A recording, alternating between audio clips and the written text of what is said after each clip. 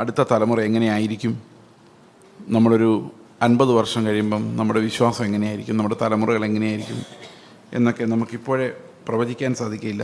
നമ്മുടെ എല്ലാം ആഗ്രഹം അതിനു മുമ്പ് കർത്താവ് വരണമെന്നാണ് എന്ന് ഞാൻ ചിന്തിക്കുന്നു. നിങ്ങൾക്ക് അങ്ങനെ തന്നെയാണ് ആഗ്രഹമെന്ന് ഞാൻ ചിന്തിക്കുന്നു.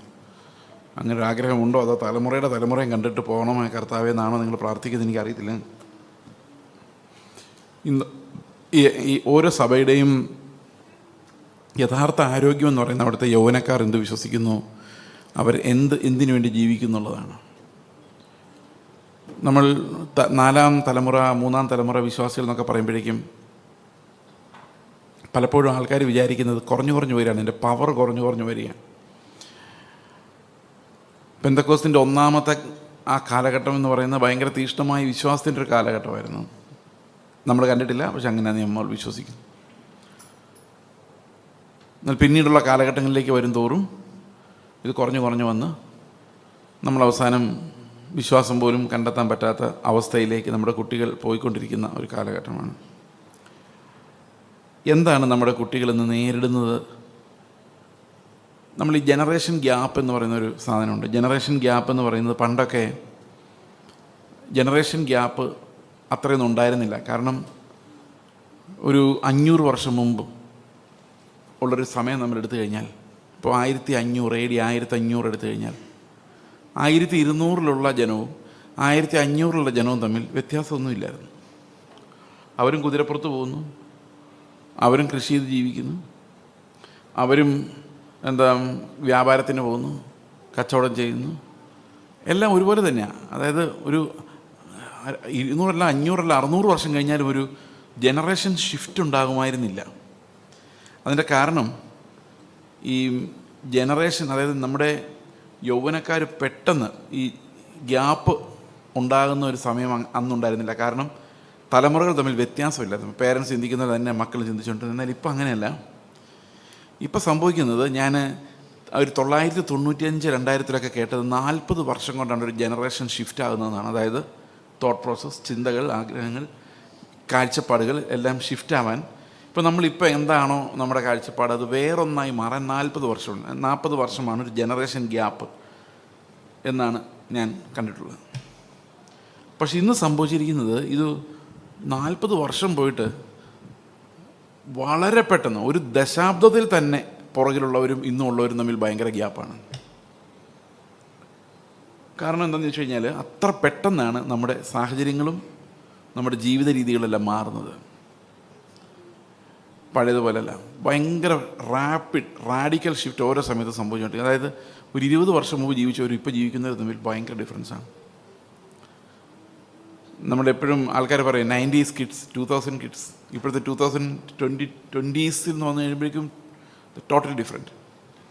ഏറ്റവും പ്രധാനപ്പെട്ട കാര്യം, നമ്മുടെയൊക്കെ ചെറുപ്പകാലത്ത് ഈ ഷിഫ്റ്റ് എന്താണെന്ന് പറയാൻ വേണ്ടിയാണ് ആൾക്കാർ പിള്ളേരെ സ്കൂളിൽ നിന്ന് വിട്ട് കഴിഞ്ഞാൽ വീട്ടിൽ വരാൻ ഒരു 1.5 മണിക്കൂർ എടുക്കും. ഞങ്ങൾ 2 കിലോമീറ്റർ ദൂരെയാണ് സ്കൂളെങ്കിൽ ആ 2 കിലോമീറ്റർ കൂട്ടുകാരുടെ വർത്തമാനം പറഞ്ഞ് അപ്പുറത്തുള്ള പശുവിനെയും കാളയെയും പോത്തിനെയും എണ്ണി കണക്കെടുത്ത് വീട്ടിൽ വരുമ്പോഴേക്കും ഒരു സമയമാവും. പിന്നെ കളിക്കാൻ പോകും.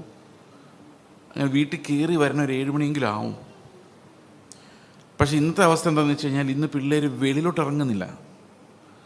അന്ന് വീട്ടിൽ കയറടാമെന്ന് പറഞ്ഞ് പേരൻസ് വഴക്കുണ്ടാക്കിയിട്ട് ഇന്ന് വെളിയിലൊന്ന് ഇറങ്ങടാമെന്ന് പറഞ്ഞ് പേരൻസ് വഴക്കുണ്ടാക്കുന്ന ഒരു സാഹചര്യമാണ്. നമുക്കറിയാം, അന്നത്തെ കാലത്ത്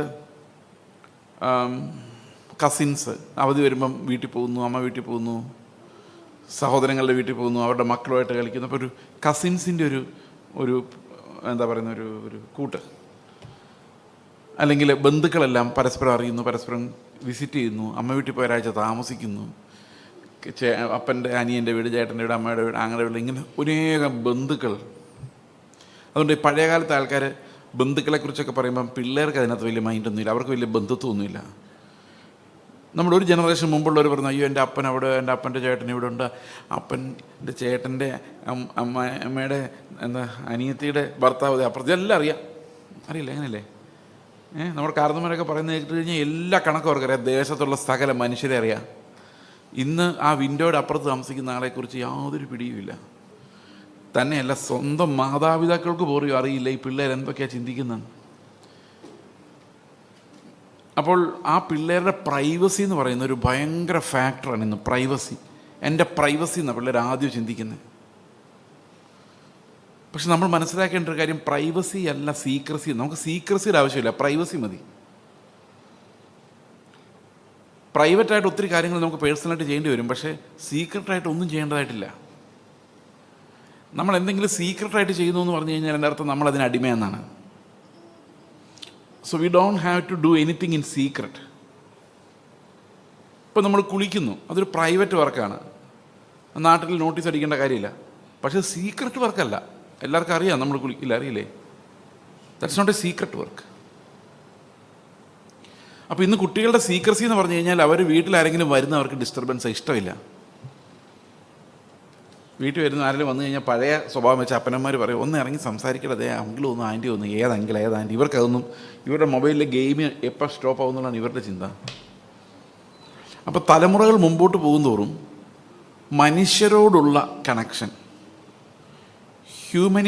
ഹ്യൂമൻ റിലേഷൻഷിപ്സ്, അതിൽ വലിയ മാറ്റങ്ങൾ വരുന്നു.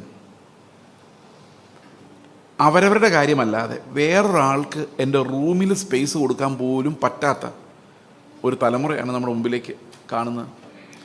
അതുകൊണ്ട് എന്താ, കല്യാണം കഴിച്ച് കഴിയുമ്പോഴും ഒരാളെ ചെന്ന് അകത്തോട്ട് ചെന്ന് ആ റൂം തുറക്കുമ്പോഴാണ്, കല്യാണം കഴിച്ച് ഭാര്യ ആകുമ്പോഴായിരിക്കും റൂം തുറക്കുന്നത്.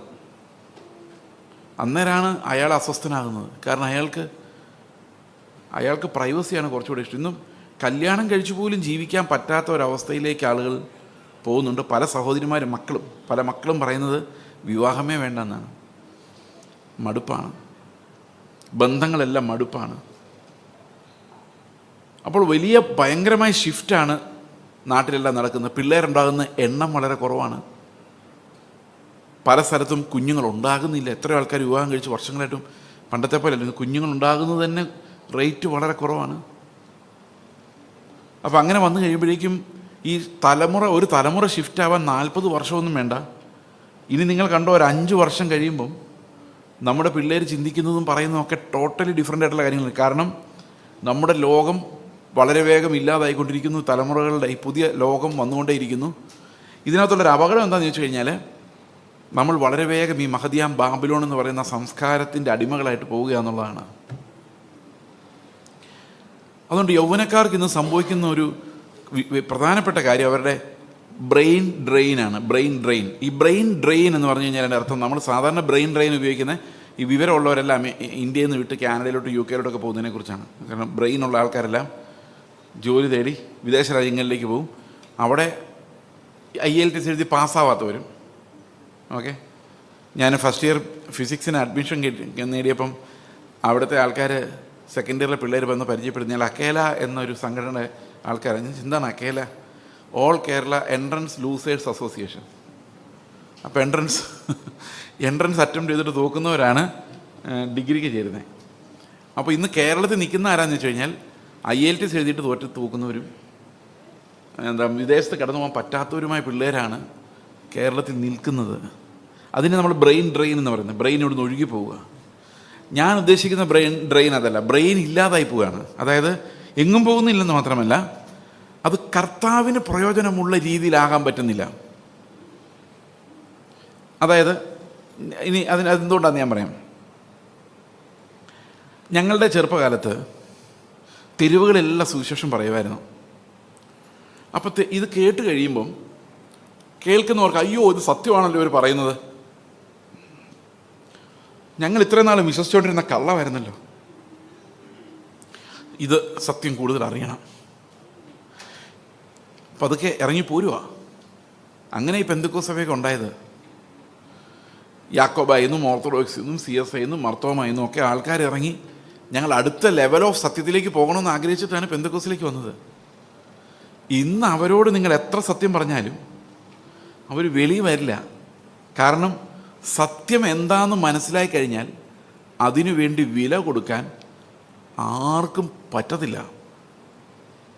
ഇപ്പം ഞാൻ നിങ്ങളോട് പ്രസംഗിക്കുന്ന പ്രസംഗങ്ങൾ എത്ര സത്യമാണെന്ന് നിങ്ങൾ വിചാരിച്ചാലും അതിനു വേണ്ടി വില കൊടുക്കുന്നവരുണ്ടാവില്ല.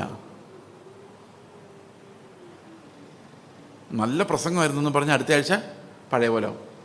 കാരണം ട്രൂത്ത് ഫ്രീ ആക്കുന്നില്ല. പറഞ്ഞാൽ മനസ്സിലാകുന്നുണ്ടോ? എല്ലാ സത്യങ്ങളും അറിഞ്ഞിട്ടും ഭർത്താവിൻ്റെ നിർബന്ധമില്ല, ഭാര്യയുടെ ആരുടെ നിർബന്ധമില്ല എങ്കിൽ പോലും പിന്നെയും ഓർത്തഡോക്സ് പള്ളി കുർബാന ചൊല്ലാൻ പോകുന്ന കാണാൻ പോകുന്ന എത്രയോ ആൾക്കാർ ഇപ്പോഴും ഉണ്ട്. Because the truth is not affecting them. അപ്പം നമ്മൾ എത്ര ട്രൂത്ത് വിളിച്ചു പറഞ്ഞാലും ഒരാളും കൺവിൻസ്ഡ് ആകുന്നില്ലെന്ന് മാത്രമല്ല, കൺവിൻസ്ഡ് ആയാലും ആ ട്രൂത്തിലേക്ക് മൂവ് ചെയ്യാൻ ആർക്കും താല്പര്യമില്ലാത്തൊരു കാലം. ഇതെന്തുകൊണ്ടാണ് ഇങ്ങനെ ആയതെന്ന് ചോദിച്ചു കഴിഞ്ഞാൽ അതിനൊരു ഫിലോസോഫിക്കൽ റീസൺ ഉണ്ട്. എന്തുകൊണ്ടാണ് ഇങ്ങനെ ആയത്? നമ്മൾ ഇന്ന് ഉത്തരാധുനികത, പോസ്റ്റ് മോഡേണിസം എന്നൊക്കെ പറയുന്ന ഒരു ഫിലോസഫിക്കൽ സ്ട്രീമിലാണ് നമ്മൾ ഇന്നുള്ളത്.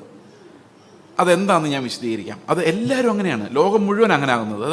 അതൊരു കൾച്ചറൽ എവല്യൂഷൻ, അല്ലെങ്കിൽ ഒരു സാംസ്കാരിക എവല്യൂഷൻ, പരിണാമം, സാംസ്കാരിക പരിണാമമാണ്. ഉദാഹരണത്തിന് ഞാൻ ഒന്ന് രണ്ട് സ്റ്റോറീസ് പറയാം, ചെറിയ സ്റ്റോറീസ്. 1996 ജനുവരി 1 ദ ഹിന്ദു ദിനപത്രത്തിൻ്റെ ഒരു സപ്ലിമെൻ്റായിട്ട് ഫോളിയോ എന്നും പറഞ്ഞൊരു മാസിക വരെ ഇറക്കുമായിരുന്നു. രണ്ടാഴ്ചയിൽ ഒരിക്കലും മറ്റത് വന്നുകൊണ്ടിരുന്നു. അത് തുടങ്ങുമ്പം അതിനകത്ത് ആദ്യത്തെ പേജിലൊരു കഥയുണ്ടായിരുന്നു. എനിക്കതൊരിക്കലും മറക്കാൻ പറ്റാത്തൊരു കഥയാണ്. അവർ ഉത്തരാധുനികത എന്താണെന്ന് വിശദീകരിക്കാൻ വേണ്ടി ഒരു കഥ പറഞ്ഞിരിക്കുകയാണ്. ആ കഥ ഇതാണ്. ഒരു പെൺകുട്ടി, ബ്രാഹ്മിൻ പെൺകുട്ടി. ബ്രാഹ്മണരുടെ പ്രത്യേകത എന്താണ്? അവർ നോൺ വെജിറ്റേറിയൻ കഴിക്കത്തില്ല, പ്യുവർ വെജാണ്. അതാണ് സങ്കല്പം. അപ്പോൾ ഈ കുട്ടി വീട്ടിൽ ഭയങ്കര കൺസർവേറ്റീവാണ്, പൂജയും കർമ്മങ്ങളും ഇതെല്ലാം ചെയ്ത് പക്ക വെജിറ്റേറിയൻ. ആരെങ്കിലും ഇറച്ചി തിന്നുന്ന കാര്യം പറഞ്ഞു കഴിഞ്ഞാൽ ഉടനെ ഉള്ളൂ ലിറ്ററലി വൊമിറ്റ് ചെയ്യും. ഇറച്ചി കഴിക്കുന്ന കാര്യം പറഞ്ഞാൽ വൊമിറ്റ് ചെയ്യും. ഓ, അൺസഹിക്കബിൾ. പക്ഷേ ഈ കുട്ടി കൂട്ടുകാരുടെ കൂടെ പോയിരുന്ന് നല്ല ഒന്നാന്തരമായിട്ട് പൊറോട്ട ചിക്കൻ കറി കഴിക്കും. അന്നേരം വൊമിറ്റിംഗ് ഇല്ല. ഇതെന്തുകൊണ്ടാണ്? ലിറ്ററലി വൊമിറ്റ് ചെയ്യുന്നതാണ്. അപ്പോൾ ഇവരെ സൈക്കാട്രിസ്റ്റിൻ്റെ അടുത്ത് കൊണ്ടുപോയി കഴിഞ്ഞപ്പോൾ അവർ പറഞ്ഞ കാര്യം എന്ന് പറഞ്ഞാൽ ഈ ലേണിങ്, നമ്മൾ എങ്ങനെ ബിഹേവ് ചെയ്യുന്നുള്ളത് അഡ്ജസ്റ്റ് ചെയ്യുന്ന ഒരു മനസ്സിൻ്റെ ഒരു രീതിയുണ്ട്. ഞാൻ ഒരു എക്സാമ്പിൾ പറയാം. ആ കാലഘട്ടത്തിൽ ഇന്ത്യയുടെ ഒരു പ്രസിഡന്റ് ഉണ്ടായിരുന്നു, ശങ്കർദയാൽ ശർമ്മ. നിങ്ങൾക്കറിയാം ശങ്കർദയാൽ ശർമ്മ? ഈ ശങ്കർദയാൽ ശർമ്മ ഫിസിക്സിലൊരു പ്രൊഫസറായിരുന്നു. അലഹബാദ് യൂണിവേഴ്സിറ്റിയിലെ ഫിസിക്സ് വിഭാഗം പ്രൊഫസറായിരുന്നു. ഡോക്ടർ ശങ്കർദയാൽ ശർമ്മ PhD ലേക്കുള്ള വലിയ ശാസ്ത്രജ്ഞനാണ്, ഇന്ത്യയുടെ പ്രസിഡന്റ്. അദ്ദേഹം അലഹബാദ് യൂണിവേഴ്സിറ്റി പോയി 5 ദിവസം ക്ലാസ് എടുക്കും. 6-ാം ദിവസം പുട്ടപ്പുറത്തിയിൽ വന്ന് സായിബാബയുടെ മുമ്പിൽ സാഷ്ടാംഗം വീണിട്ട് പറയും, നീയാണെൻ്റെ ദൈവം. അപ്പോൾ പുള്ളി 5 ദിവസം പഠിക്കുന്ന ഫിസിക്സ് പുള്ളി 6-ാം ദിവസത്തെ പുള്ളിയുടെ ബിഹേവിയറിനെ നിയന്ത്രിക്കുന്നില്ല. ഞാൻ പറഞ്ഞ് മനസ്സിലാക്കുന്നുണ്ടോ? അപ്പോൾ അറിവ് കിട്ടിയാലും അറിവ് അനുസരിച്ച് ജീവിതം മാറുന്നില്ല. എന്തുകൊണ്ടാണെന്നറിയോ? അറിവും സത്യവും ശരിയും തമ്മിലുള്ള വ്യത്യാസം എന്താണ്? എന്താണ് ശരി, എന്താണ് സത്യം? നിങ്ങൾ 9-ാം ക്ലാസ്സിൽ പഠിക്കുന്ന ഒരു കൊച്ചിനോട് ചോദിച്ചു നോക്കി, ക്ലാസ്സിലിരിക്കുമ്പം, അല്ലെ 10-ാം ക്ലാസ്സിൽ പഠിക്കുന്ന ഒരു കൊച്ചിനോട് ഒരു സാറ് ചോദിക്കുകയാണ്, മോനെ എങ്ങനെയാണ് മനുഷ്യനുണ്ടായത്? എന്ത് പറയും? 10-ാം ക്ലാസ്സിൽ ഇരിക്കുന്ന ഒരു കൊച്ചിനോട് അവിടുത്തെ സാറ് വന്ന്, ബയോളജി സാറ് വന്ന് ചോദിക്കുകയാണ്, എങ്ങനെയാണ് മനുഷ്യനുണ്ടായത്? ഉത്തരം പറയുക. എന്തു പറയും?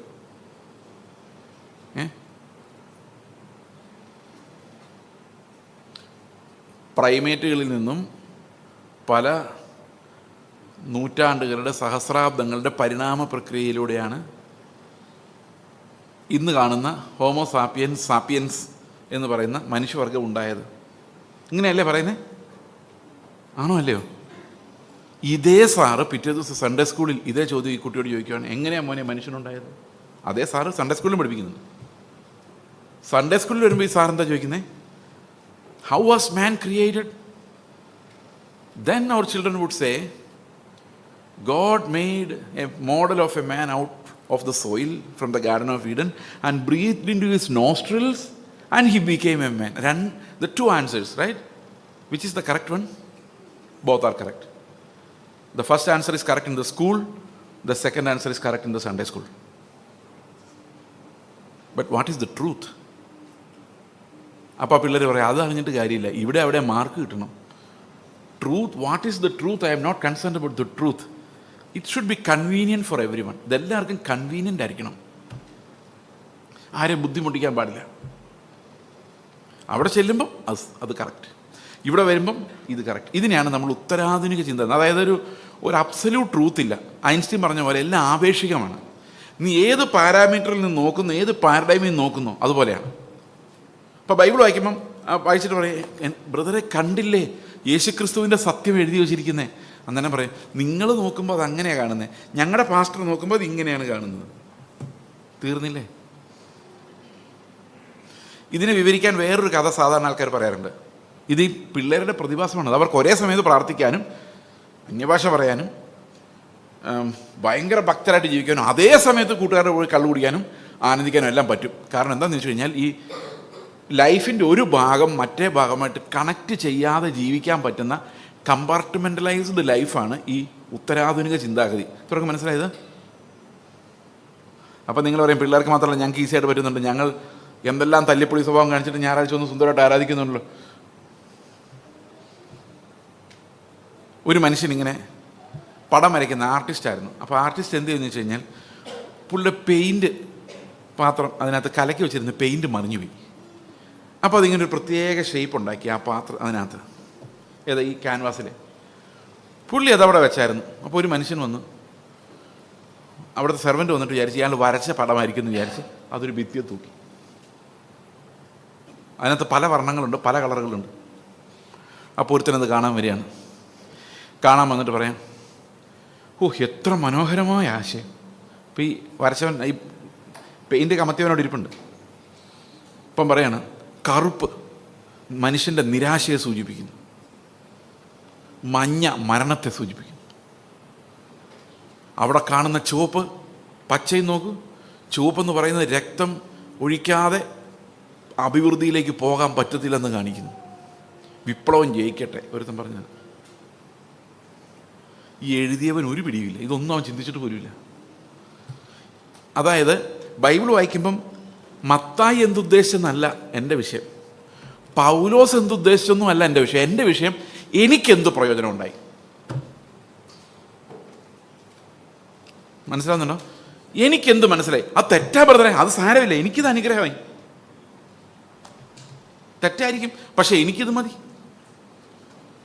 അപ്പോൾ Eclipse of the truth is eclipsed. We no longer value the truth, and truth no longer sets us free. We are not bound by the truth. We are easily deceived by falsehood. Okay, ഇപ്പോൾ പിള്ളേർക്ക് വരുന്ന ഒരു കാര്യം. രണ്ടാമത്തെ കാര്യം ഞാൻ ആദ്യം പറഞ്ഞു തുടങ്ങിയത് അതാണ്. ഈ മനുഷ്യരുടെ ഫാക്കൽറ്റീസിലുണ്ടായ ഭയങ്കരമായ ബ്രെയിൻ ഡ്രെയിൻ ഞാൻ പറഞ്ഞതാണ്. നമ്മുടെ പിള്ളേർക്ക് ഒരു 20-25 വർഷം മുമ്പുള്ള പിള്ളേരുടെ അത്തരം കഴിവുകളില്ല. എക്സാമ്പിൾ, അമ്മയ്ക്ക് ഒരു 5 കിലോമീറ്റർ നടന്നു കഴിഞ്ഞാൽ തിരിച്ചു വരും നമ്മൾ പറയുന്നു, 5 കിലോമീറ്റർ ഉള്ളൂ ബ്രദറെ എന്നാണ് പറയുന്നത്, അല്ലേ? ഇന്നൊരു 200 മീറ്റർ ദൂരെയാണ് കാർ പാർക്ക് ചെയ്തിരിക്കുന്നെങ്കിൽ അടുത്തെങ്ങും പാർക്കിംഗ് കിട്ടില്ല എന്ന് പറയും. കാരണം ആ 200 മീറ്റർ നമ്മൾ നടന്ന് വളരെ കഷ്ടപ്പെട്ടാണ്. പിള്ളേരാണെങ്കിൽ ആ 200 മീറ്റർ നമ്മുടെ നാട്ടിൽ ഓട്ടോ വിളിച്ചു പോകും. Because the capability to walk, ആ ഫിസിക്കൽ ആയിട്ടുള്ള പണി ചെയ്യാനുള്ള ആരോഗ്യം, പറമ്പിലിറങ്ങി അധ്വാനിക്കാനുള്ള ആരോഗ്യം, ആ ശരീരം കൊണ്ട് ചെയ്യാവുന്ന ആ ഫാക്കൽറ്റി നമ്മുടെ പിള്ളേർക്ക് കുറഞ്ഞോ കൂടിയോ? പറ, കുറഞ്ഞു. ഇനി അടുത്ത കേട്ടോ, ഒരു ശുദ്ധമായ ഭാഷ സംസാരിക്കാനുള്ള കഴിവ്. When you speak Malayalam, speak in pure Malayalam. When you speak English, speak in pure English, that literal language. That is no longer possible. കവിത എഴുതുന്നവർ, കഥ എഴുതുന്നവർ, ഭാവനയുള്ളവർ, ഭാഷ ഭംഗിയായി ശുദ്ധിയായി ഉപയോഗിക്കുന്നവർ, ഇവരുടെ എല്ലാ എണ്ണം കുറഞ്ഞു വരുന്നു. ഇന്ന് ഇംഗ്ലീഷ് പറയുമ്പോൾ മുഴുവൻ ഗ്രാമർ മിസ്റ്റേക്കാണ്, they don't mind it. Malayalam പറയുമ്പോഴും മുഴുവൻ ഗ്രാമർ മിസ്റ്റേക്കാണ്, they don't mind. They don't know any language clearly and properly. Okay ആണോ? ഇനിയും പറയാം, വായിക്കാനുള്ള കഴിവ്. പണ്ടൊക്കെ എത്ര വേണേലും വായിക്കാം. ഇപ്പം എനിക്ക് ഈ ബൈബിൾ ഇങ്ങനെ പിടിക്കുമ്പം, ഇത് ഇന്നലെ വായിച്ച ഗിരിപ്രഭാഷണം ഇവിടെ ഇരിക്കുന്നത് കേട്ടോ. അപ്പോൾ ഇന്ന് ഇങ്ങനെ പിടിക്കുമ്പം എനിക്കിങ്ങനെ നോക്കുമ്പോഴറിയാം, ഓക്കെ ഇത്രയും മനസ്സിലായി. കാരണം നമ്മൾ വായിച്ച് ശീലമുണ്ട്. പക്ഷേ ഇന്ന് പിള്ളേരുടെ അടുത്ത് പുസ്തകം വായിക്കാൻ കൊടുത്താൽ അവരുടെ ടെക്സ്റ്റ് ബുക്ക് പോലും വായിക്കാനുള്ളൊരു ക്ഷമ അവർക്ക് ഇല്ലാത്തത് കൊണ്ട് അത് യൂട്യൂബിൽ ആരെങ്കിലും വായിച്ചിട്ടുണ്ടെങ്കിൽ അത് ചെവിയിൽ വെച്ച് കേൾക്കുന്നതാണ് ഇവർക്ക് കുറച്ചുകൂടെ ഇഷ്ടം. ആണോ അല്ലയോ? ആണോ? ഞാനൊരു ദിവസം എൻ്റെ മകനോട് പറഞ്ഞു, നീ പുസ്തകം ഒന്ന് വായിക്കടാ എന്ന് പറഞ്ഞു കൊടുത്ത് പറയാം, ആ പപ്പ വായിച്ചിട്ട് എൻ്റെ കഥ പറഞ്ഞു തന്നാൽ. They find it very difficult to open the book and read by page by page by page. അപ്പം നിങ്ങൾ വിചാരിക്കും, എന്തിനാ വായിക്കുന്ന? കണ്ടാ പോരെ? കണ്ടാ പോരാ, വായിക്കണം. കാരണം അവൻ പുരുഷാരത്തെ കണ്ടാരെ മലമേൽ കയറി. ഇത് ബൈബിളിലെ വാക്യം. അവൻ ഇരുന്ന ശേഷം ശിഷ്യന്മാർ അവൻ്റെ അടുക്കൽ വന്നു. അപ്പം നിങ്ങളൊന്ന് സങ്കല്പിച്ച് നോക്കിയേ, കർത്താവ് ഇങ്ങനെ നടന്നു ഒരു മലയിൽ, മലയുടെ മുകളിൽ ഇരിക്കുന്നു. പാറയുടെ പുറത്തായിരിക്കുമോ പുല്ലിൻ്റെ പുറത്തായിരിക്കുമോ? പറ, അറിയത്തില്ല. നിങ്ങൾക്ക് ഇഷ്ടമുള്ള സങ്കല്പിക്കുക, അത് പറഞ്ഞിട്ടില്ല അവിടെ. അപ്പോൾ ചിലർ സങ്കല്പിക്കും പുല്ലിൻ്റെ പുറത്തായിരിക്കും ഇരുന്നത്, ചിലർ സങ്കല്പിക്കും പാറയുടെ പുറത്തായിരിക്കും ഇരുന്നത്. നമുക്ക് സങ്കല്പിക്കാം ഏത് വസ്ത്രമായിരിക്കും ധരിച്ചിരുന്നത്. നമുക്ക് സങ്കല്പിക്കാം ഒരു വെള്ള, എൻ്റെ മുകളിൽ റെഡ്, അങ്ങനെയൊക്കെയാണ് നമ്മൾ സങ്കല്പിക്കുന്നത്. എന്തെങ്കിലുമൊക്കെ സങ്കല്പിക്കാം. ഏതായാലും പാൻറ്റും ഷർട്ടും അല്ലായിരുന്നു, അന്നത്തെ കാലത്തെ വേഷമായിരുന്നു. അടുത്തത്, അവൻ്റെ അടുക്കൽ ശിഷ്യന്മാർ വന്നു. എത്ര പേരുണ്ടായിരുന്നു? 10-ാം അധ്യായത്തിലാണ് ശിഷ്യന്മാരുടെ ലിസ്റ്റ് നമ്മൾ കാണുന്നത്. ഈ 5-ാം അധ്യായത്തിലുള്ള ശിഷ്യന്മാർ ആരൊക്കെയായിരുന്നു? ആദ്യത്തെ കുറച്ച് ശിഷ്യന്മാർ. അവരെത്ര പേരുണ്ടായിരുന്നു പറഞ്ഞിട്ടില്ല. ഇനി ഇത് വീഡിയോ ആയിട്ട് കാണിക്കുമെന്ന് വിചാരിച്ചോ? വീഡിയോ ആയിട്ട് കാണിക്കുവാണെങ്കിൽ കർത്താവിൻ്റെ വേഷം നിങ്ങൾ സങ്കല്പിക്കേണ്ട കാര്യമില്ല, അവർ സങ്കല്പിച്ചോളൂ. ഇരിക്കുന്ന പുല്ലിന്മേർത്താണോ കല്ലിൻ്റെ മുകളിലാണോ നിങ്ങൾ സങ്കല്പിക്കേണ്ട കാര്യമില്ല, അത് ഡയറക്റ്റ് ചെയ്യുന്നയാളുടെ ഭാവനയാണ്, അല്ലേ? ആണോ? എത്ര ശിഷ്യന്മാരെടുത്തുണ്ടെന്നുള്ളത്? യേശുവിനെ കാണാൻ എത്ര പേരാ വന്നത്? എന്താ മഗായി, ഏതാ, what you say, what you call them, the wise men from the east. എത്ര പേരാ വന്നേ? എത്ര പേരാ വന്നേ? How many people came from the east to see infant Jesus? 3? Are you sure? Are you sure? How many? 3? Can you show that in the Bible? I will help you. It's in Matthew chapter 2.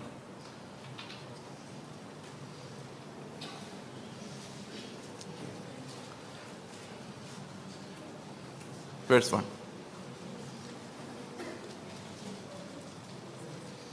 എത്ര പേരാ വന്നത്? How many people came? Huh? You saw 3? എത്ര പേരാ വന്നേ?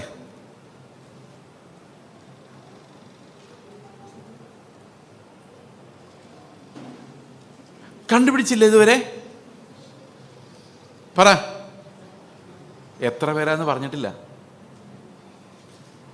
കിഴക്കുനിന്ന് വിദ്വാൻമാർ വന്നു.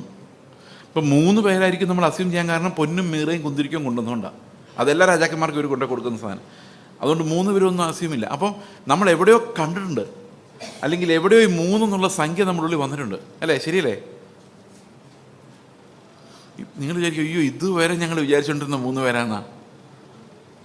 Okay, അപ്പോൾ നമ്മുടെ ഭാവനയിൽ പല കാര്യങ്ങളും നമ്മളിങ്ങനെ ഫിക്സ് ചെയ്ത് വെച്ചിട്ടുണ്ട്, റിയൽ അല്ല. അതുകൊണ്ട് പുസ്തകം വായിക്കുമ്പം നമ്മളങ്ങ് സങ്കല്പിക്കും, ശരിയല്ലേ? ആണോ? അതേസമയത്ത് അവർ കാണിച്ചു തരുവാണെങ്കിലോ നമുക്കൊന്നും സങ്കല്പിക്കാനില്ല. അപ്പോൾ ഇന്നത്തെ തലമുറയ്ക്ക് ചിന്തിക്കേണ്ട സമയമേ ഇല്ല. ആര് ചിന്തിച്ചോളും? കാൽക്കുലേറ്റർ ചിന്തിച്ചോളും, അല്ലേ? 78 44 എത്രയാ? 122, അല്ലേ? ആണോ?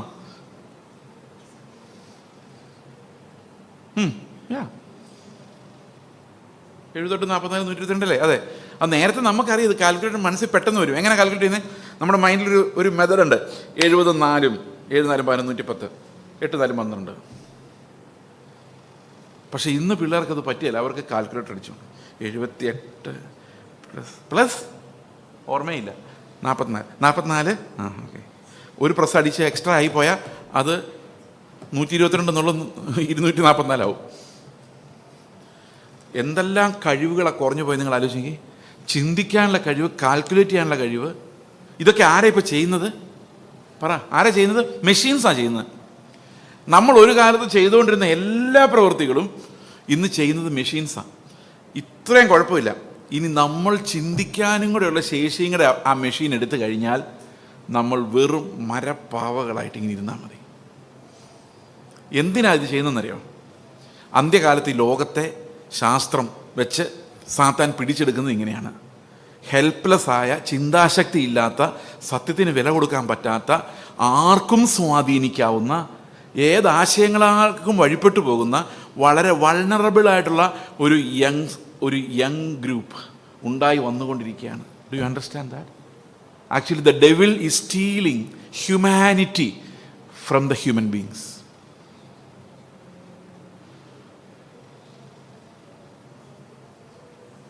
R you getting me? അപ്പോൾ അതിനകത്ത് ഏറ്റവും കൂടുതൽ നമുക്ക് മനസ്സിലാവുന്നത്, when you listen to the truth has no impact on you. And ഞാനിത് ഈ വിഷ്വൽ മീഡിയയുടെ ഒരു ഇമ്പാക്റ്റിനെ കുറിച്ച് ഒരിക്കൽ എൻ്റെ ജീവിതത്തിൽ ഞാൻ മനസ്സിലാക്കിയെന്ന് വെച്ചാൽ, ഒരു ദിവസം ഞാനിങ്ങനെ അടിമാലില്ല, ഞങ്ങളുടെ വീട്ടിൽ രാജാക്കാട് നിൽക്കുക. അപ്പോൾ രാജാക്കാട് നിൽക്കുമ്പോൾ ഞങ്ങളുടെ വീടിന് മുകളിൽ ഒരു വലിയ മലയുണ്ട്. അന്ന് ഞങ്ങൾ വിചാരിച്ചു എവറസ്റ്റിനേക്കാളും വലുത് ഈ മലയാണ്. കാരണം വേറെ മലയൊന്നും കണ്ടിട്ടില്ല. അപ്പോൾ ഈ മലയിൽ ജീപ്പ് കയറി പോകുമ്പം ജീപ്പ് ഇങ്ങനെ പുറകോട്ട് മലർന്നു പോകും. അതുപോലത്തെ മലയാണ്. മനസ്സിലാകുന്നുണ്ട്? ഫ്രണ്ട് ഇങ്ങനെ തള്ളി. അങ്ങനെ പോകാതിരിക്കാൻ വേണ്ടി ഒരു 3-4 പേര് എന്നിട്ട് ബോണറ്റിൽ കയറിയിരിക്കും. ഭയങ്കര റിസ്കി യാത്രയാണ് മലയുടെ മുകളിൽ പോകണമെങ്കിൽ. ആ മലയുടെ മുകളിൽ നിന്നൊരു ജീപ്പ് ഉരുണ്ട് വീണു താഴെ റോഡിൽ വന്ന് കിടന്നു. ഞാൻ ഇങ്ങനെ കാണുകയാണ്. നമുക്ക് മുമ്പിൽ നിന്ന് കാണാം മലയുടെ മുകളിൽ നിന്ന് ജീപ്പ് കറങ്ങി താഴെ വന്നു. ഞാൻ ഇങ്ങനെ നോക്കി നിൽക്കുക. എനിക്ക് ഒരു ഫീലിങ്ങും ഇല്ല. എന്താ കാരണം എന്നറിയോ? ഞാനിത് 100 പ്രാവശ്യം ടി വിയിൽ കണ്ടിട്ടുണ്ട്. For me it's like A video. ഒരാൾ വെടിവെച്ച് കൊല്ലും, നമ്മൾ കാണുന്നു വീഡിയോ ഗെയിമിൽ വെടിവെച്ച് കൊന്നവരേ ഉള്ളൂ. That's the only feeling that we have. അന്നാണ് ഞാനിത് മനസ്സിലാക്കിയത്. നമ്മൾ കൂടുതൽ ടി വിയിലൂടെ കരച്ചിൽ കാണുന്നു, അമ്മയമ്മ കരയിപ്പിക്കുന്നു, മരുമക്കൾ കരയുന്നു, കണ്ണീർ സീരിയൽ കണ്ട് അവർക്ക് നിത്യജീവിതത്തിൽ ആരോടും ഒരു സിമ്പതിയുമില്ല. Because they are losing their emotions. പഴയ കാലത്ത് അറിയാം, നിസ്സാര കാര്യം മതി പിള്ളേർ പ്രതികരിക്കും, എന്നാലും മിണ്ടത്തില്ല. Everyone is looking for their comfort zones. എന്തിനാ ഇങ്ങനെയുള്ളൊരു ജനക്കൂട്ടത്തെ ഉണ്ടാക്കിയെടുക്കുന്നറിയോ? അന്ത്യകാലത്ത് സാത്താൻ മനുഷ്യനെ കൊണ്ട് തന്നെ മനുഷ്യനെ അടിമകളാക്കുന്ന ഒരു സാഹചര്യത്തിലേക്ക് എത്തിക്കാനും കർത്താവിൻ്റെ സത്യത്തിലേക്ക് തിരിയുവാൻ ആരുമില്ലാത്ത ഒരവസ്ഥ സൃഷ്ടിക്കുകയാണ് ചെയ്തുകൊണ്ടിരിക്കുന്നത്. Because the truth has no impact on us. ഇനി ഇതിലും ഏറ്റവും അപകടകരമായ കാര്യം എന്ന് പറയുന്നത്, ദൈവത്തോട് ഈ അന്ത്യകാലത്ത് മനുഷ്യൻ വെച്ചിരിക്കുന്ന ഒരു ചലഞ്ചാണ്. The challenging God. ദൈവത്തോട് മനുഷ്യൻ പറയാണ്, നിന്റെ സൃഷ്ടി എന്തിനു കൊള്ളാം?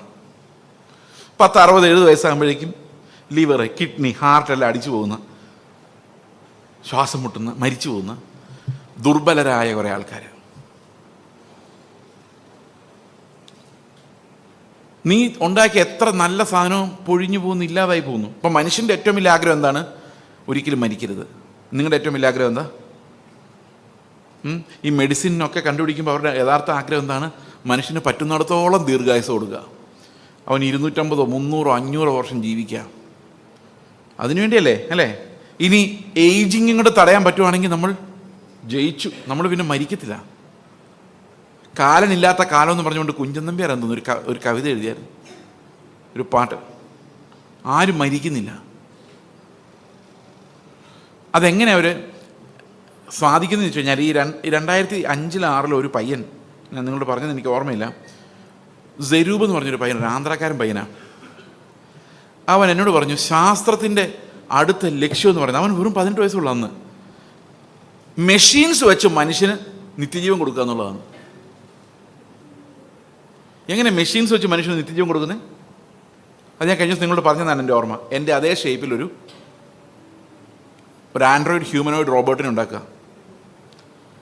And through machine learning instruct the robot to behave just like me and feed all my messages to that robot. You set the robot on stage, he will smile like me, speak like me, do actions like me, give the same message without any repetition.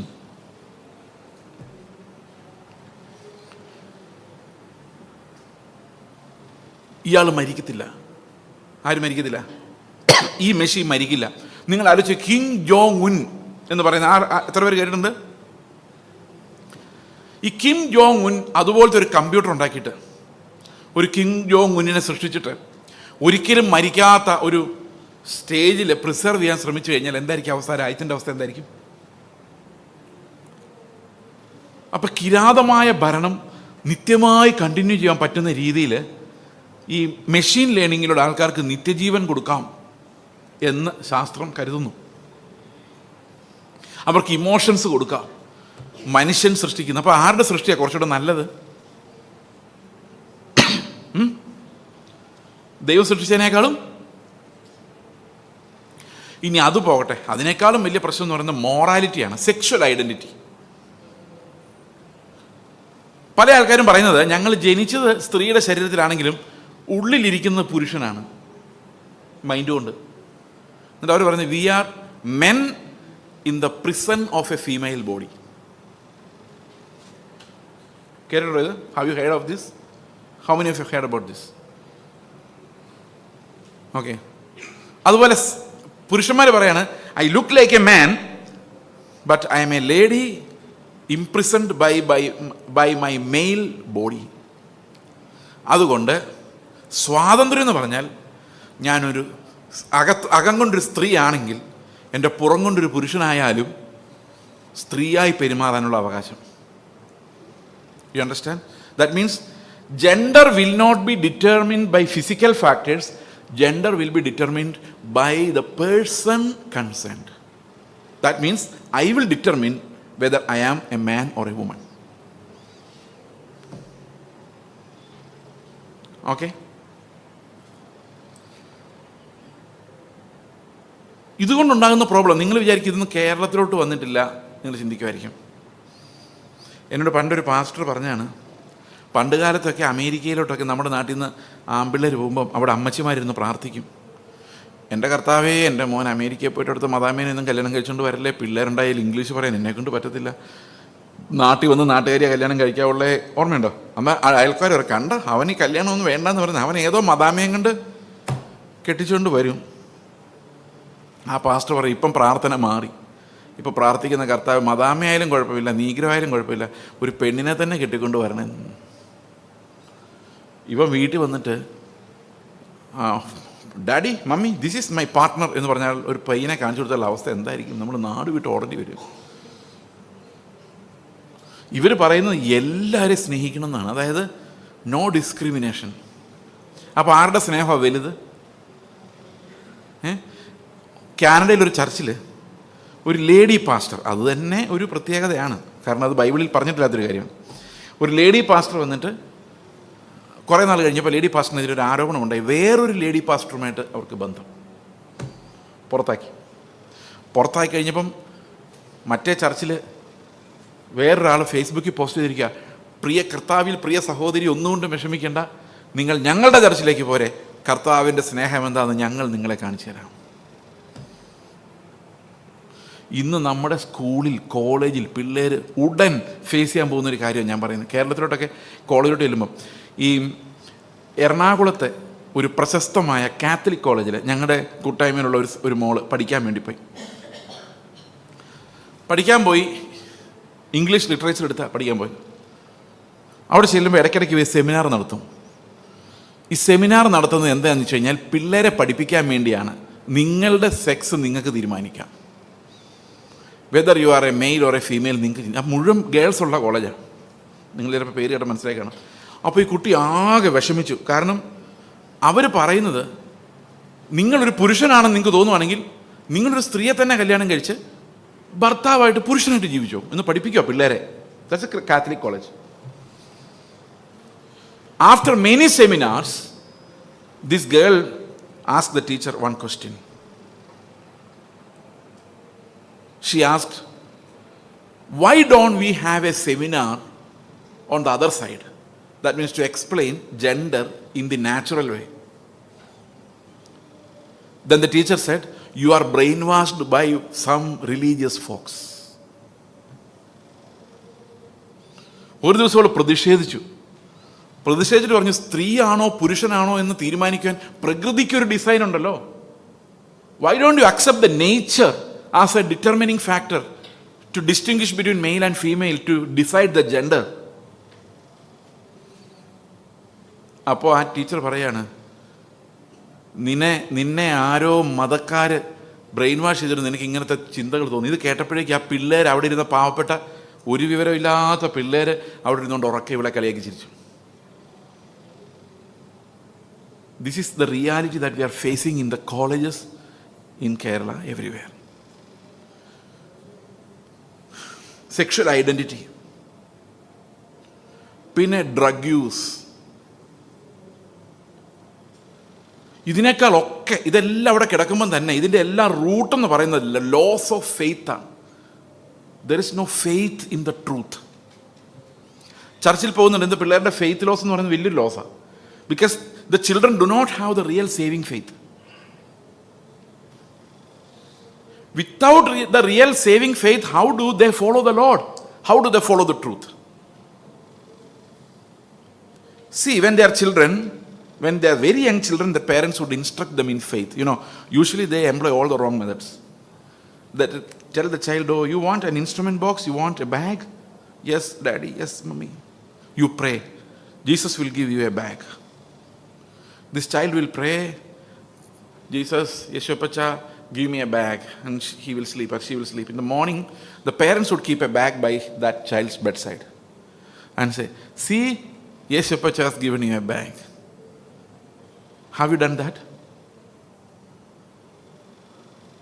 And the child will say, Yeshopacha, thank you, because he is stupid. If he had any sense of intelligence, he would know it's done by his parents. They are tricking him. What happens after, when they become 15 years of age, 20 years of age, they will know these were tricks by my parents. Actually, God did not do anything.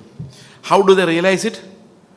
They pray and write the examinations. They don't get the desired marks. When campus placement interviews come, they don't get the placements. The believers, unbelievers, atheists, they pass, they get into good jobs, they control the finances, they control your job, they come as your boss, and you go and ask your parents, Amma, why are you praying? God does not seem to do anything. Before coming to the saving knowledge of the Lord, my son used to ask me, Papa, I have prayed for so many things, but God has not given me anything. It seems that God loves you, but he does not love me, because he's not giving me anything. He's asking a number of things, but he's not getting anything. So we are teaching them, training them in the false faith, asking them to trust God in things where God had made no promise at all. Did God ever promise that your children will score first rank in the college? Is there a promise like that? If your child scores the first rank, someone who's already scored the first rank should go second, right? എന്നോടൊരു എൻ്റെ അപ്പം പറഞ്ഞു, നീ എവിടെ ആയാലും first ആയിരിക്കണം. ഞാൻ പറഞ്ഞു, അങ്ങനെ ഒരു പ്രോബ്ലം ഉണ്ട്. ഈ ഫസ്റ്റ് കിട്ടുന്ന ആളപ്പോൾ എന്ത് ചെയ്യും? അയാൾ എങ്ങനെ സമാധാനമായിട്ട് വീട്ടിൽ ചെല്ലും? അപ്പം ഞാൻ ഫസ്റ്റ് അടിക്കണമെങ്കിൽ ആരാകണം? ഫസ്റ്റ് കിട്ടിക്കൊണ്ടിരുന്ന ആളാരാകണം? അപ്പം എൻ്റെ സഹോദരനെ ഞാൻ എന്നേക്കാൾ കൂടുതൽ സ്നേഹിക്കണ്ടേ?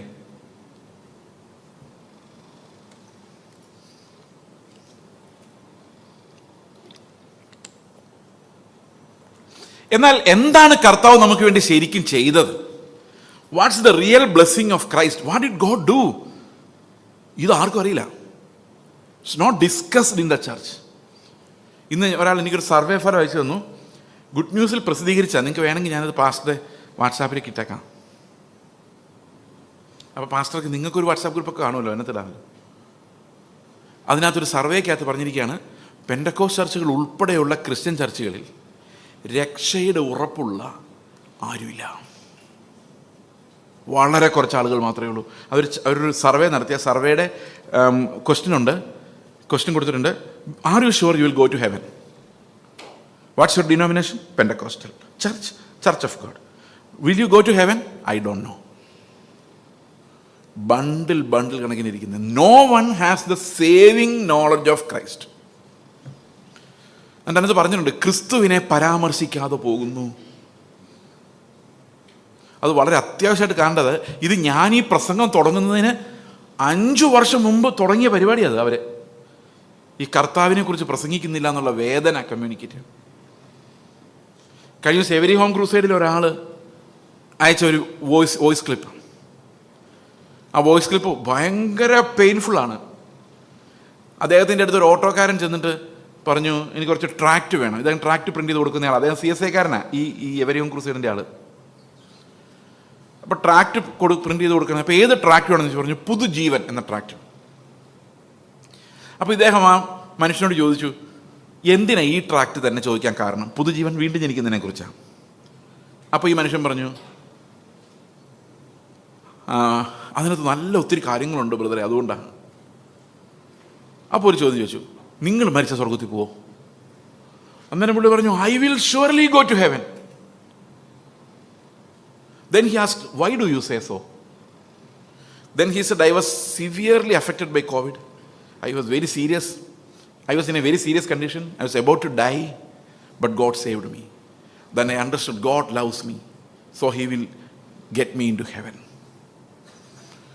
This man put his hands on his head and said, oh my God, you don't know why you would go to heaven. Do you know that Christ died for your sins?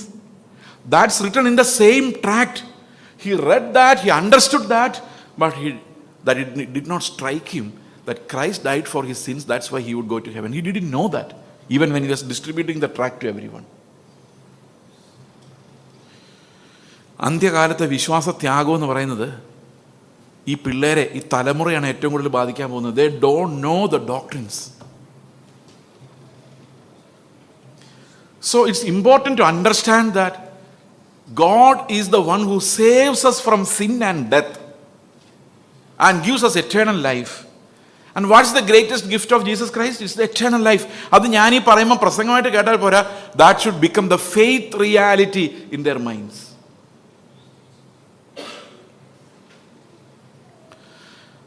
ഞാൻ സയൻസിനെ ഒത്തിരി സ്നേഹിച്ചിരുന്ന ഒരാളായിരുന്നു. ഞാൻ പറഞ്ഞു വരുന്ന വിഷയത്തിലേക്ക് വരുന്നേ ഉള്ളൂ. ഞാൻ ഈ യാക്കോബായ ചർച്ചിൽ നിന്ന് ചാടി CSI പോയപ്പോഴൊന്നും എനിക്ക് ശാസ്ത്രത്തിലുള്ള പിടിവിട്ടില്ല. എനിക്ക് ശാസ്ത്രത്തിൻ്റെ ഫിലോസഫി, അല്ലാതെ ഈ ഫിലോസഫി ഭയങ്കര താല്പര്യമായിരുന്നു, സയൻറ്റിഫിക് തോട്ട്. അപ്പോൾ ദൈവം ഉണ്ടോ ഇല്ലയോ? ബൈബിളൊക്കെ എൻ്റെ കയ്യിലുണ്ട്, ചർച്ചിലൊക്കെ പോകുന്നുണ്ട്, CSI പള്ളിയിലൊക്കെ പോകുന്നുണ്ട്. പക്ഷേ ദൈവം ഉണ്ടോ ഇല്ലയോ ഒന്നും ഷുവറല്ല. കാണുമായിരിക്കും, ചിലപ്പോൾ ഇല്ലായിരിക്കും, ആർക്കറിയാം ഇതൊക്കെ ഉണ്ടോ ഇല്ലയോ. ഇങ്ങനത്തെ ഒരു വിശ്വാസമായിരുന്നു. അപ്പോൾ എനിക്കൊരു അഗ്നോസ്റ്റിക് വേൾഡ് വ്യൂ എന്ന് പറയുന്നത്, അതായത് ആർക്കറിയാം, അറിയാൻ പറ്റുമോ, ദൈവം ഉണ്ടെങ്കിൽ എങ്ങനെ നമ്മൾ അറിയാനാ, എനിക്കൊന്നും അറിയത്തില്ല, ചിലപ്പോൾ കാണുമായിരിക്കും കാണുകയില്ലായിരിക്കും, ഇതൊന്നും ഷുവർ ഒന്നുമല്ല എന്ന് പറയുന്നവരാണ് നമ്മൾ അഗ്നോസ്റ്റിക്കുകൾ എന്ന് പറയുന്നത്. They are not sure about anything. They think it is not knowable whether God exist or not. അതാണ് ഏറ്റവും ഡിഫിക്കൽട്ട് ആയിട്ടുള്ള ഫിലോസഫിയാണ്. അപ്പോഴാണ് യാദൃശ്യാൽ ഞാൻ ഒരു ശാസ്ത്രജ്ഞൻ്റെ പ്രസംഗം കേൾക്കുന്നത്. That scientist said, the scientific progress has been really a fascinating journey. He said, it is like God said, let there be light, and Isaac Newton was born. What did God say? Let there be light, and Isaac Newton was born. And Isaac Newton explained science, how the earth revolves around the sun, how the planets move, and how the center of the earth pulls us to its core. All these things were explained by Einstein. And one day he was a very genius person. One day a scientist visited him, and he had made a model of the solar system, and he had kept that on his table. And this scientist asked him, Mr. Newton, why have you given circular orbits for the first 4 planets and elliptical orbits for the remaining ones? You know, Newton didn't know why he did that, but he was sure it was like this. But then only he started thinking, why is it like that? He observed and found out that the first 4 planets have relatively circular way of motion, path of motion, and the remaining planets moved in a more elliptical orbit. Have you seen, do you remember that, the image of the solar system? He went home and sitting through the night, he invented differential calculus to answer that question. That he was such a genius. We take at least 2 years to understand what is differential calculus. He invented that one night. Such a genius. He explained so many things.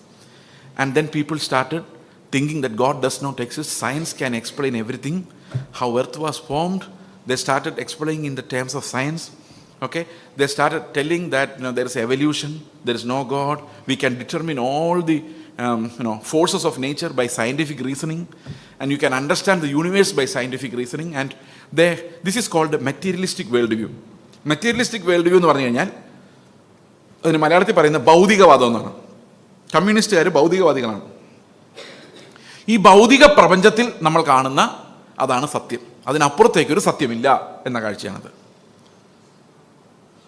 അപ്പം അങ്ങനെ evolution, theory of evolution വന്നു, നിരീശ്വരവാദം വന്നു, atheism വന്നു, agnostic, 100,000 തരത്തിലുള്ള ഇസങ്ങൾ വന്ന് ഇങ്ങനെ മതം ഇപ്പം തീരും തീരും തീരും എന്ന് വിചാരിച്ചുകൊണ്ടിരുന്ന സമയത്താണ് God said let there be darkness again and Einstein was born. ഇദ്ദേഹത്തിൻ്റെ പ്രസംഗം കേട്ടോ.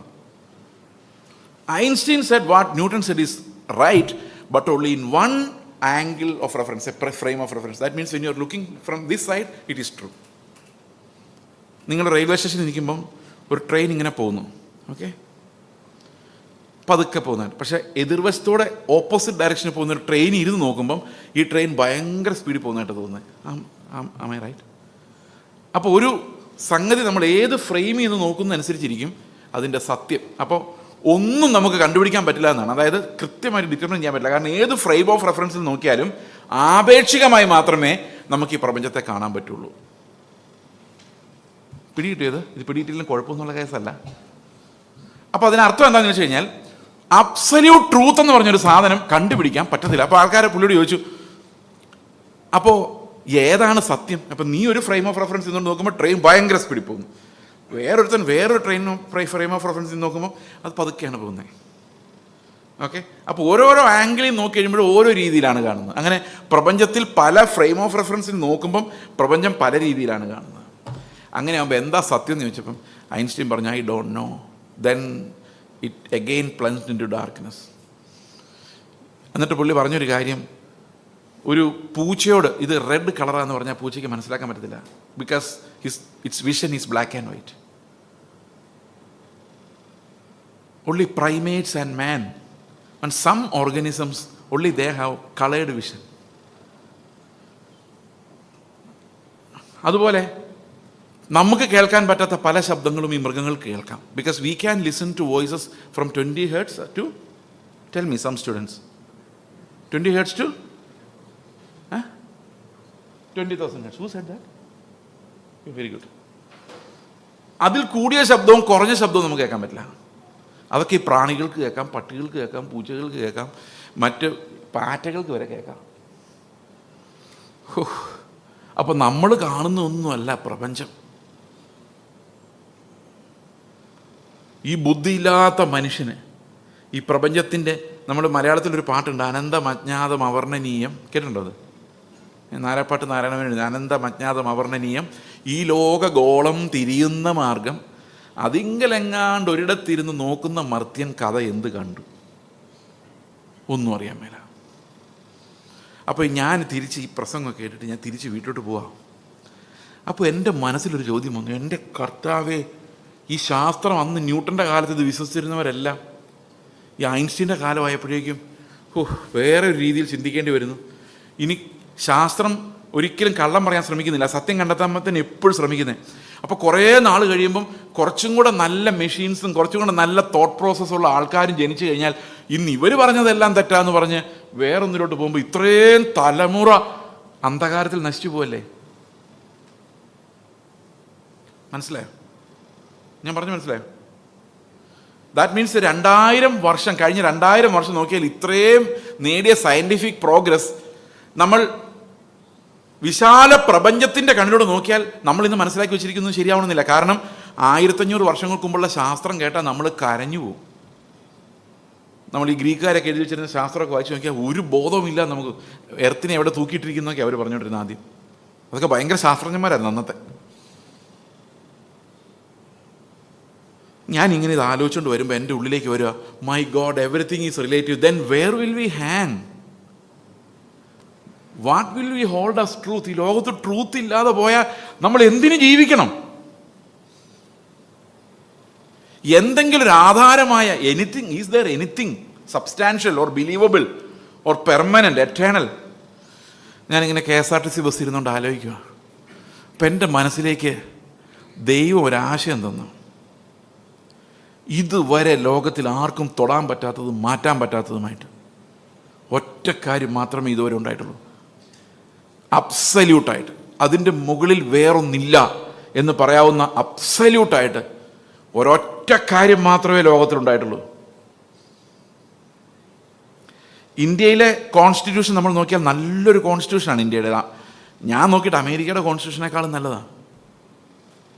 പക്ഷേ ഇത് എത്ര പ്രാവശ്യം നമുക്ക് മാറ്റേണ്ടി വന്നു? Because there were so many mistakes, so many പ്രാക്ടിക്കാലിറ്റീസ്.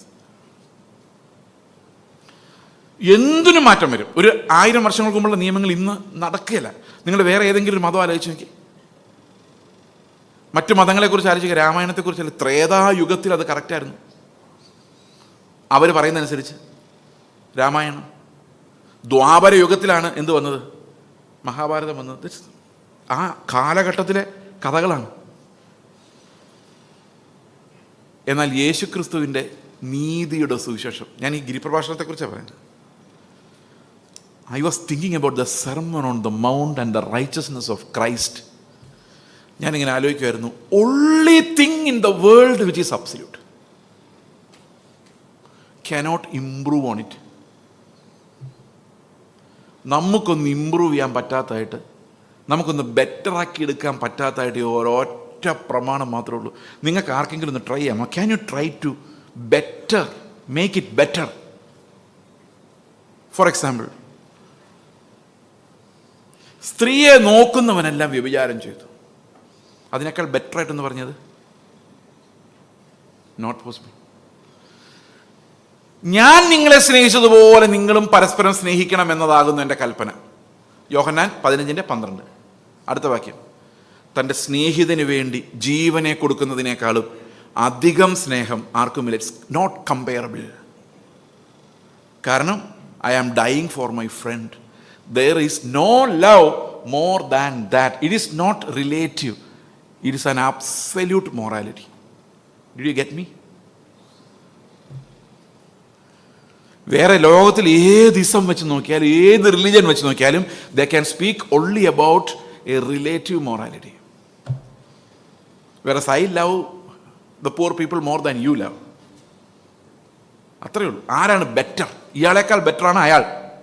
പക്ഷെ ക്രിസ്ത്യാനിറ്റിയിൽ വരുമ്പോഴാണ് ഈ ആത്മദാരിദ്ര്യത്തെക്കുറിച്ച് പറയുമ്പം നമ്മൾ പറയുകയാണ് എല്ലാ മനുഷ്യരും പോക്കാണ്. There is a standard, there is a summum bonum, there is a perfection, and that is Christ alone. ഞാൻ ഇതിനെക്കുറിച്ച് അത്ഭുതപ്പെട്ട് ചിന്തിച്ചുകൊണ്ട് വരികയാണ്. മരിക്കുന്നവരെ സ്നേഹിക്കുക, മരിക്കുന്നവരെ കരുണ കാണിക്കുക, മരിക്കുന്നത് വരെ സന്തോഷിക്കുക, മരിക്കുന്നത് വരെ സൗമ്യനായിരിക്കുക, വേറൊരാൾ തല്ലിക്കൊല്ലുന്നവരെ അയാൾ ക്ഷമിച്ചുകൊണ്ടേയിരിക്കുക. അതിനേക്കാൾ അപ്പുറത്തൊന്നുമില്ല. He defined absolute morality and righteousness. അതിനർത്ഥം എന്താണെന്നറിയാമോ? When Christ is the absolute righteousness, he is also the absolute holiness. എന്ന് പറഞ്ഞു കഴിഞ്ഞാൽ എൻ്റെ അർത്ഥം, ക്രിസ്തുവിലാണ് എല്ലാ പെർഫെക്ഷൻസും ഉള്ളത്, അബ്സല്യൂട്ട് കാര്യങ്ങളുള്ളത്, വേറെ ഒരാളിലും ഒന്നുമില്ല. Do you understand? This is called the Christian world view. ഈ ക്രിസ്ത്യൻ വേൾഡ് വ്യൂവിലേക്ക് ഞാൻ കയറുന്നത് അങ്ങനെയാണ്. അന്ന് ഞാൻ രക്ഷിക്കപ്പെട്ടില്ല, അപ്പോഴും ഞാൻ രക്ഷിക്കപ്പെട്ടില്ല. I had a good appreciation of Christ. I understood Christ is everything and he is the only absolute truth. Jesus എന്താ പറഞ്ഞത്? ഞാൻ ശരിയാന്നല്ല പറഞ്ഞത്, ഞാൻ പറയുന്ന കാര്യങ്ങളെ ശരിയാന്നല്ല പറഞ്ഞത്. I am the truth. It's not relative. കാരണം if you are pursuing Christ, you are pursuing something absolute. Do you agree with me? Otherwise you should tell me how to improve upon this sermon on the mount and give a better sermon. Someone? No one can. ഞാനും എൻ്റെ സുഹൃത്തും കൂടെ ഒരു ദിവസം ഭോപ്പാലിൽ നിന്ന് ട്രെയിനിൽ വരുമായിരുന്നു. കഥകൾ ഏത് ഭാഷ പറഞ്ഞാലും പിള്ളേർക്ക് മനസ്സിലാവും. അപ്പോൾ ഇങ്ങനെ വരുമ്പോൾ ഞാൻ എൻ്റെ ഫ്രണ്ട്, കൂട്ടുകാരെന്ന് പറഞ്ഞാൽ എൻ്റെ സഹോദരൻ, എൽഡർ ബ്രദറാണ്. ഞങ്ങൾ എൽഡർ ബ്രദർ ഇൻ ക്രൈസ്റ്റ്. അപ്പോൾ ഞങ്ങളിങ്ങനെ ട്രെയിനിൽ വരുമ്പോൾ ഞങ്ങളുടെ എതിരെ ഒരു മനുഷ്യൻ ഇരുന്നിട്ട് ഈ ഫോണിലൊക്കെ സംസാരിക്കുമ്പോൾ അദ്ദേഹം ഹൈന്ദവ പുസ്തകങ്ങളെക്കുറിച്ച് നല്ല ആധികാരികമായിട്ട് തട്ടിവിടുന്നുണ്ട്. അപ്പോൾ എനിക്ക് തോന്നി ഇദ്ദേഹത്തോടൊന്ന് സംസാരിക്കണം. I need to initiate him into a conversation. ഞാൻ എൻ്റെ അടുത്തിരിക്കുന്ന ആൾ എൻ്റെ സഹോദരൻ ചോദിച്ചു, അച്ചായ, യേശുക്രിസ്തു മാത്രമേ ഉള്ളൂ നമുക്ക് ട്രൂത്തായിട്ട്, അല്ലെ കർത്താവിൻ്റെ അടുത്തേക്ക് എല്ലാം ഏക വഴി, ദ വേ എന്ന് എങ്ങനെ നമുക്ക് ഉറപ്പിച്ച് പറയാം? കാരണം എന്താണ്? ഞാൻ ആരോടെ സംസാരിക്കാൻ ആഗ്രഹിക്കുന്നത്? മുമ്പിരിക്കുന്ന ആളോട്. അപ്പം ഡിസ്കഷൻ ഞങ്ങൾ തമ്മിലാണ്. കുറച്ച് കഴിയുമ്പോൾ എന്ത് സംഭവിക്കും? ഇയാൾ ഈ ഡിസ്കഷനിൽ ഇൻട്രസ്റ്റ് ഉള്ള ആളാണെങ്കിൽ ഇയാൾ ഇതിനകത്ത് വീഴും. അപ്പം നമുക്ക് സംസാരിക്കാം. അതാണ് എൻ്റെ ഉദ്ദേശം. നമ്മൾ ഡയറക്റ്റായിട്ട് ചെന്നിട്ട് യേശു ക്രിസ്തുവിനെ കുറിച്ച് കേട്ടിട്ടുണ്ടോ ചോദിക്കുന്നതിനേക്കാളും നല്ലത് ഇനിഷ്യേറ്റ് എ നാച്ചുറൽ കോൺവെർസേഷൻ. ഇപ്പോൾ കുറച്ചു നേരം കഴിഞ്ഞപ്പം പുള്ളി നമ്മൾ ഇട്ട ആ വാക്യത്തിൽ കൊത്തി. പുള്ളി ഞങ്ങളോട് ഇങ്ങോട്ട് സംസാരിക്കുന്നുണ്ട്. അപ്പം ഞാൻ പുള്ളിയോട് ഒരു ചോദ്യം ചോദിച്ചു, പ്രപഞ്ചത്തിൽ എവിടെയെങ്കിലും ഒരു കഥയിലോ സങ്കല്പത്തിലോ ലേഖനത്തിലോ, in theory or in fiction or in a treatise or in a thesis, anywhere in the world, have you ever seen someone as sinless, spotless, blameless, blemishless as Christ? Perfect as Christ? ഞാൻ അദ്ദേഹത്തോട് ചോദിച്ചു. പുള്ളി ഒരു നിമിഷം ഇങ്ങനെ ആലോചിച്ചു. ഒരു നിമിഷം, 2 നിമിഷമായി, 3-4 നിമിഷമായി. പുള്ളി ഇങ്ങനെ ആലോചിച്ച് അവസാനം പറഞ്ഞു, നോ, ഓൺലി ക്രൈസ്റ്റ്. അപ്പോൾ ഞങ്ങളങ്ങനെ സംസാരിച്ച് വരുവാണ്. അപ്പോൾ കുറേ നേരം കഴിഞ്ഞ് പുള്ളിക്ക് മനസ്സിലായി പുള്ളിക്ക് ഉത്തരം കിട്ടാതെ വരുവാണ്. അന്നേരം പുള്ളി പറയാണ്, ഐ ഹാവ് എ കറക്ഷൻ. ഞാൻ എന്താ? C, we don't know every one in the world, so there will be someone somewhere who is perfect as Christ. I said, you don't know anywhere, right? I don't know. കുറച്ചു നേരം കഴിഞ്ഞപ്പോൾ ഒരു സ്ത്രീ വന്നു. ഇത് ഭയങ്കര അത്ഭുതമായിരുന്നു. ആ സ്ത്രീ വന്ന് ഒരു കൊച്ചുണ്ട്. ആ കൊച്ചിനെ ഈ സീറ്റിൻ്റെ സൈഡിലോട്ട് എറിയുന്ന പോലെ നിർത്തിവിട്ടിട്ട് പുള്ളിക്കാർ ശരിക്കും ഇരിക്കുന്നതിന് മുമ്പ് പുള്ളിക്കാർ ഒരു പുസ്തകം എടുത്ത് വായിച്ചുകൊണ്ടിരിക്കുക. എനിക്ക് തോന്നുന്നു അത് ശ്രീ രവിശങ്കറിൻ്റെ ഏതോ ഒരു ഹിന്ദു പുസ്തകം. ഇത് എന്താ എല്ലാവരും ഒരു കമ്പാർട്ട്മെൻറ്റിൽ ഒന്നും അറിയാമില്ല. ദൈവത്തിൻ്റെ ഒരു പരിപാടികൾ എന്ന് മാത്രമേ പറയാൻ പറ്റുള്ളൂ. അപ്പോൾ ഇവരോട് ഞാനിങ്ങനെ സംസാരിച്ചു. അപ്പോൾ ഇവരോട് ഇങ്ങനെ സംസാരിച്ച് അപ്പോൾ ഞാൻ സംസാരിച്ച് തുടങ്ങിയപ്പോഴേക്ക് ഈ പുള്ളി വന്ന് ആകെ അലങ്കോലമാക്കി. കാരണം പുള്ളിക്ക് മനസ്സിലായി നമ്മൾ ഇത് ഇടപെട്ട് കഴിഞ്ഞ പ്രശ്നമാണ്. അപ്പോൾ കുറേ നേരം അങ്ങനെ ഇങ്ങനെയൊക്കെ പറഞ്ഞ ശേഷം ഞാൻ പറഞ്ഞു, അവർ പറഞ്ഞു എല്ലാ മതങ്ങളും ഒരുപോലെയാണ്, സർവ്വധർമ്മ. ഞാൻ പറഞ്ഞു അല്ല, എല്ലാ മതങ്ങളും ഒരുപോലെ അല്ല. അയ്യോ, അതെന്താ? ഞാൻ പറഞ്ഞു എല്ലാ മതങ്ങളിലും കൊലപാതകവും തീവെപ്പും മറ്റു മതങ്ങളെ അടിച്ച് തകർക്കുന്നൊക്കെയാണ് കാണുന്നത്. അത് ശരിയാ ബ്രദറെ, എല്ലാത്തിനകത്തും ഞങ്ങൾ പിന്നെ അത് കൃഷ്ണൻ കംസനെ കൊല്ലുന്നതൊക്കെ അസൂയയെ കൊന്നതെന്നും അല്ലാതെ കയ്പിനെ കൊന്നതെന്നും ദുഷ്ടതയെ കൊന്നതെന്നൊക്കെ പറഞ്ഞ് ഞങ്ങളങ്ങ് വ്യാഖ്യാനിച്ച് രക്ഷപ്പെടുകയെന്ന് പറഞ്ഞു. എല്ലാ മതങ്ങളും അങ്ങനെയല്ലേ എന്ന് ചോദിച്ചു എന്നോട്. ഞാൻ പറഞ്ഞു ലോകത്തിലൊരു പുസ്തകം മാത്രം അങ്ങനെ അല്ലാത്തുള്ളൂ, അത് പുതിയ നിയമമാണ്. അവിടെ ഒരു മർഡർ ഇല്ലെന്ന് മാത്രമല്ല, സ്നേഹം മാത്രമേ ഉള്ളൂ. നിങ്ങളൊന്ന് വായിച്ചു നോക്കാൻ പറഞ്ഞു. അന്നേരം സഹോദരി ചോദിക്കുക, അങ്ങനൊരു പുസ്തകം ഉണ്ടോ? അതെവിടെയാണെന്ന് എനിക്ക് തരാമെന്ന് ചോദിച്ചു. ഞാൻ നോക്കിയോ, എൻ്റെ ഒരു ഒന്നുമില്ല. ഞാൻ മൊബൈൽ ഫോണിൽ ഡൗൺലോഡ് ചെയ്ത് കൊടുത്തു. എന്നിട്ട് പറഞ്ഞു ഇത് വായിക്കാൻ പറഞ്ഞു. ഇതെന്തുകൊണ്ടാണെന്ന് വെച്ച് കഴിഞ്ഞാൽ that's the uniqueness of Christ. ഈ യുണീക്ക്നെസ് ഓഫ് ക്രൈസ്റ്റ് എന്ന് പറയുന്നത് നമ്മുടെ ലൈഫ് മൊത്തം, when we develop A world view as A young man, A young boy or a young girl or a young woman, when Christ becomes the center point of every thinking, every imagination, we get into the most perfect, absolute world view. World view എന്ന് പറഞ്ഞാൽ എന്താണ്? ആർക്കെങ്കിലും പറയാമോ? What's the meaning of world view? ഈ world view എന്ന് പറഞ്ഞു കഴിഞ്ഞാൽ അത് ശരിക്കും അതിൻ്റെ യഥാർത്ഥ മലയാളത്തിലുള്ള അർത്ഥം ലോകവീക്ഷണം എന്നാണ്. ലോകവീക്ഷണം. How we see the world. How do you see the world? നിങ്ങളുടെ എഡ്യൂക്കേഷൻ എങ്ങനെയാണ് കാണുന്നത്? പണത്തെ എങ്ങനെയാണ് കാണുന്നത്? ജീവിതത്തെ എങ്ങനെയാണ് കാണുന്നത്? മാതാപിതാക്കളെ എങ്ങനെയാണ് കാണുന്നത്, ഭാര്യ എങ്ങനെയാണ് കാണുന്നത്, ഭർത്താവിനെ എങ്ങനെയാണ് കാണുന്നത്? എല്ലാം ക്രിസ്തുവിലൂടെയാണ് കാണുന്നത്.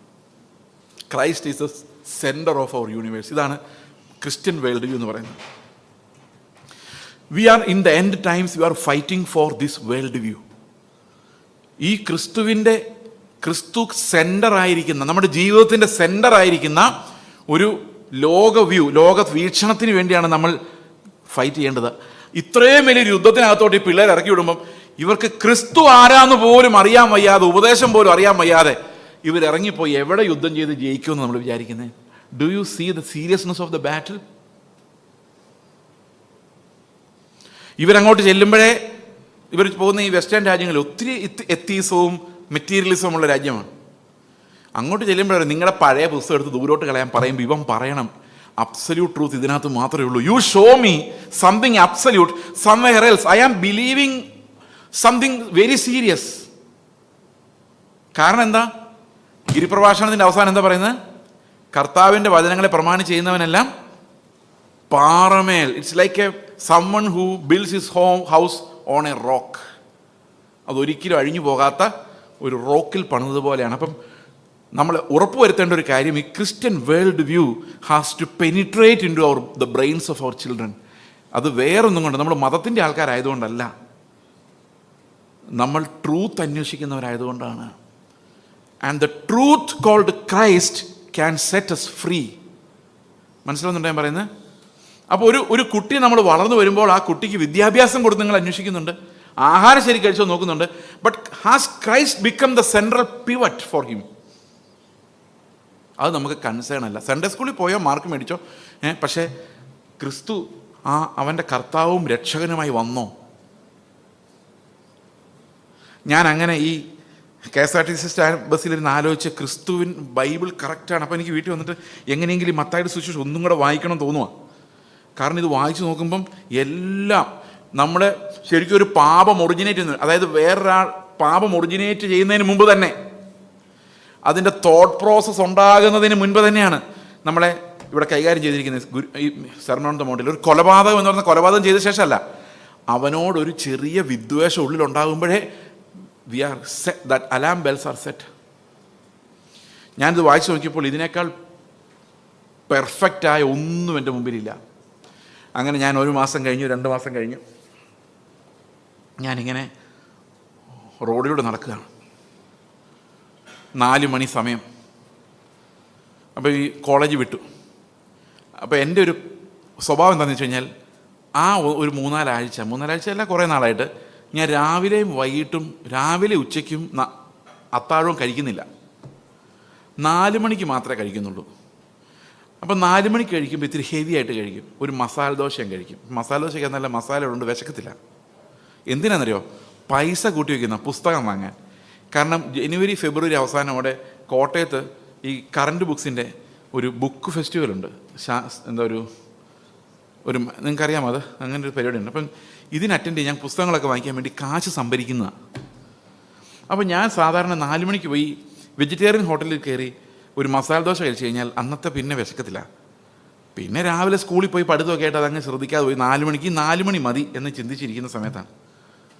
അപ്പം ഞാൻ നേരെ ചെന്നപ്പോൾ ഒരു വഴി നോക്കിയപ്പോൾ ഷാലിമാർ ഹോട്ടൽ, ഒരു ചായക്കടയാണ്. ഈ ചായക്കട കയറി കഴിഞ്ഞാൽ നമ്മുടെ കാശ് പോകുന്നുള്ളതല്ലാതെ വയറ് നിറയില്ല. എന്തെങ്കിലും ജങ്ക് ഫുഡും എണ്ണ മുക്കിയതൊക്കെ കഴിച്ച് ഫ്രൈ ചെയ്ത് വീട്ടിൽ പോയി കിടക്കുന്നു. പിന്നെ നമ്മൾ കുറേ കഴിയുമ്പം വിശക്കും. അതുകൊണ്ട് ഞാൻ സാധാരണ അങ്ങനെ കയറാറില്ല. പക്ഷേ ഈ സമയത്ത് എൻ്റെ കാലുകൾ അങ്ങോട്ട് എന്നെ കൊണ്ടുപോയി. I went to that tea shop. എന്നിട്ട് എനിക്ക് തോന്നും ഏത്തക്ക അപ്പമോ എന്തോ കഴിച്ചെന്ന് തോന്നുന്നു. I don't drink tea. അപ്പം ഇത് കഴിച്ചുകൊണ്ട് ഇങ്ങനെ ഇരിക്കാം. അപ്പോൾ എൻ്റെ എതിരെ ഒരാൾ വന്നിരുന്നു. ഹലോ, എന്താ പേര്? Chase Joseph.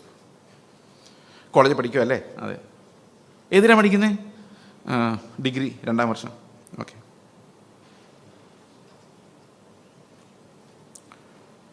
പെട്ടെന്ന് പുള്ളൊരു ചോദ്യം ചോദിച്ചു, രക്ഷിക്കപ്പെട്ടതാണോ? അപ്പം ഞാൻ പറഞ്ഞു എനിക്കറിയത്തില്ല. എന്താ ചോദിച്ചേ? മനസ്സിലായില്ല. അല്ല, കർത്താവ് ഇപ്പോൾ എന്നാൽ സ്വർഗത്തിൽ പോവോ? ഞാൻ പറഞ്ഞു അതിനൊരു സാധ്യത ഞാൻ കാണുന്നില്ല. അപ്പം നിങ്ങൾ രക്ഷിക്കപ്പെട്ടിട്ടില്ല. കേൾക്കണേ. Did you hear me? What's the conversation? I will repeat that conversation again. He asked me, "Are you saved?" I said, "I don't know what you're speaking about." He asked me the next question, "Will you go to heaven if you die today or Christ comes today?" I said, "No chance." Then he said, "You are not born again. If you are born again, if you are saved, you will know from where you are saved. Are you saved from hell? Don't know. That means you are not saved."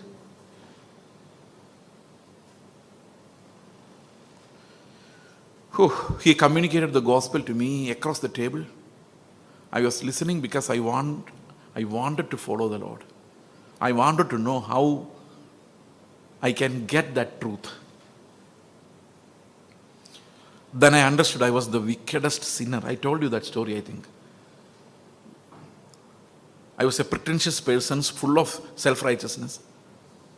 But God broke me and made me confess my sins, and I cried bitterly because I understood I can only be thrown into hell. And then I was born again that day. I saw the truth that Christ died for me. And eternity is there with Christ. I understood that. Then many years afterwards, in 2016, I was speaking in a congregation in Church of God, Kanyikuri. I was speaking there. I told this story. I told them I was born again. I was saved when I was in this city studying in that college. Then a man showed his hand from the back bench, and he told me it was my hotel.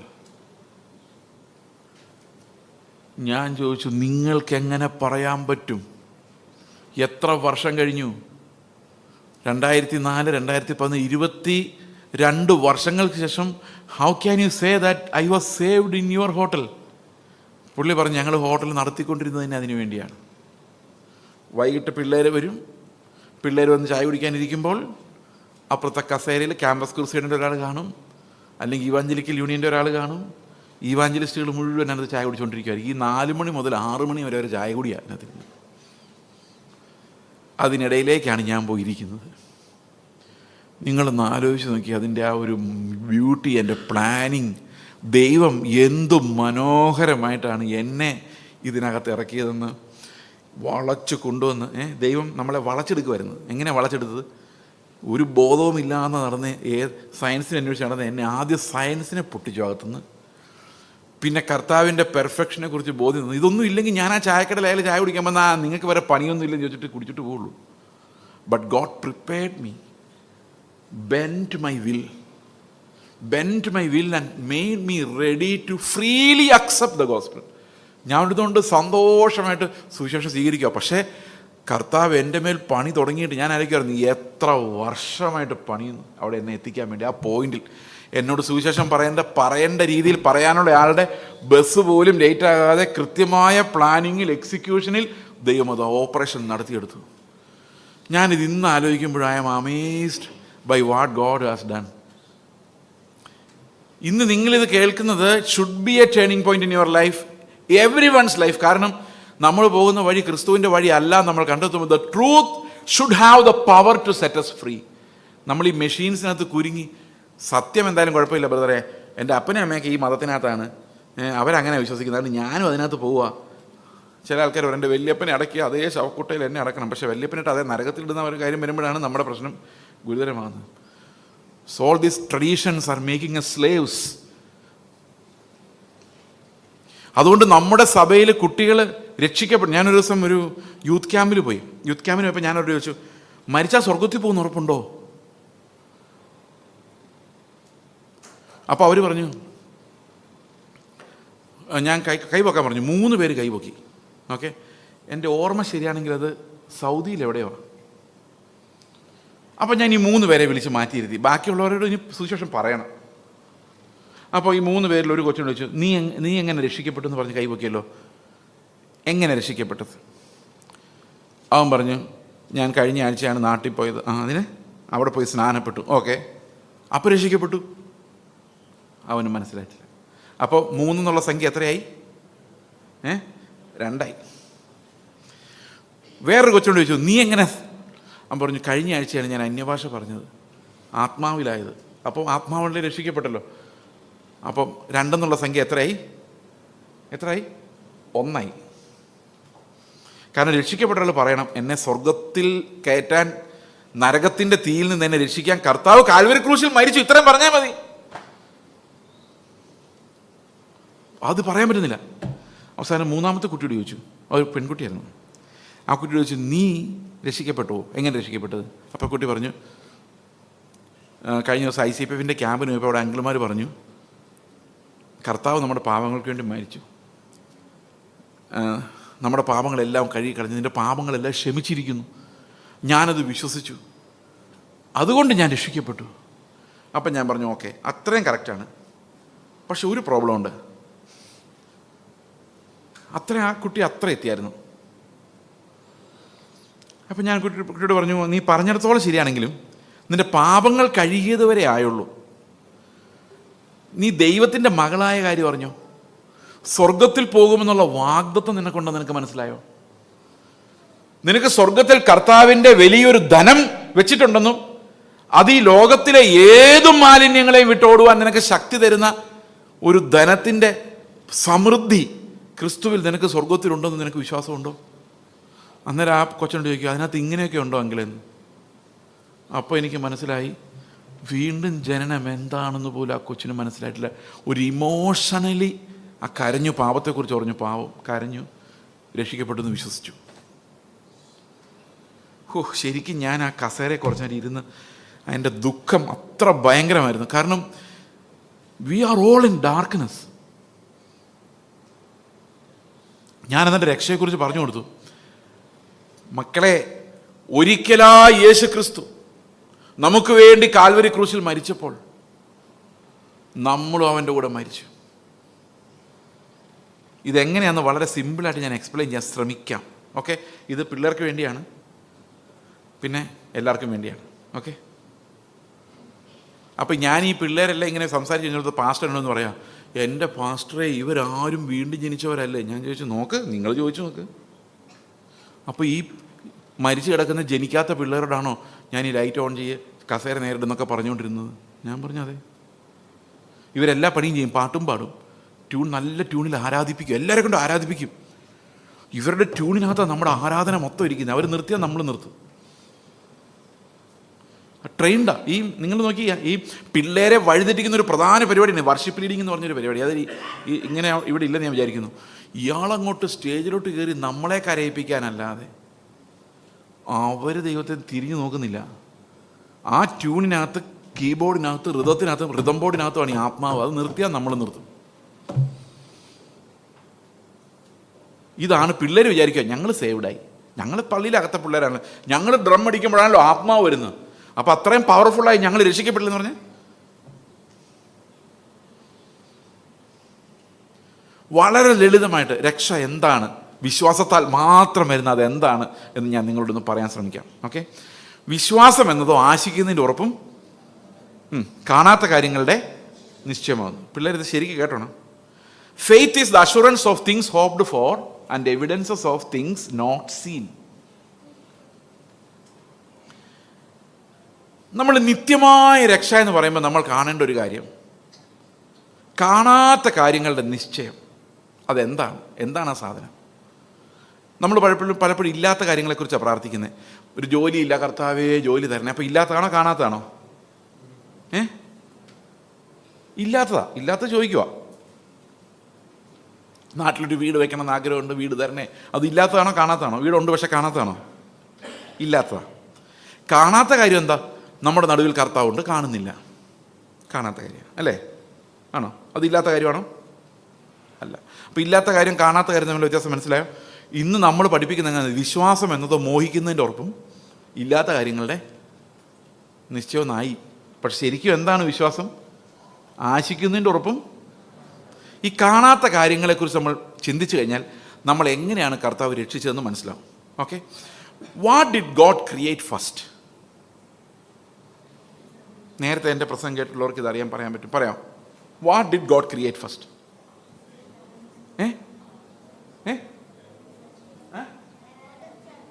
Heavens and the earth? No. Genesis chapter 1 verse 1. അതിനകത്ത് തന്നെ ഉത്തരവുണ്ട്. പറയാം.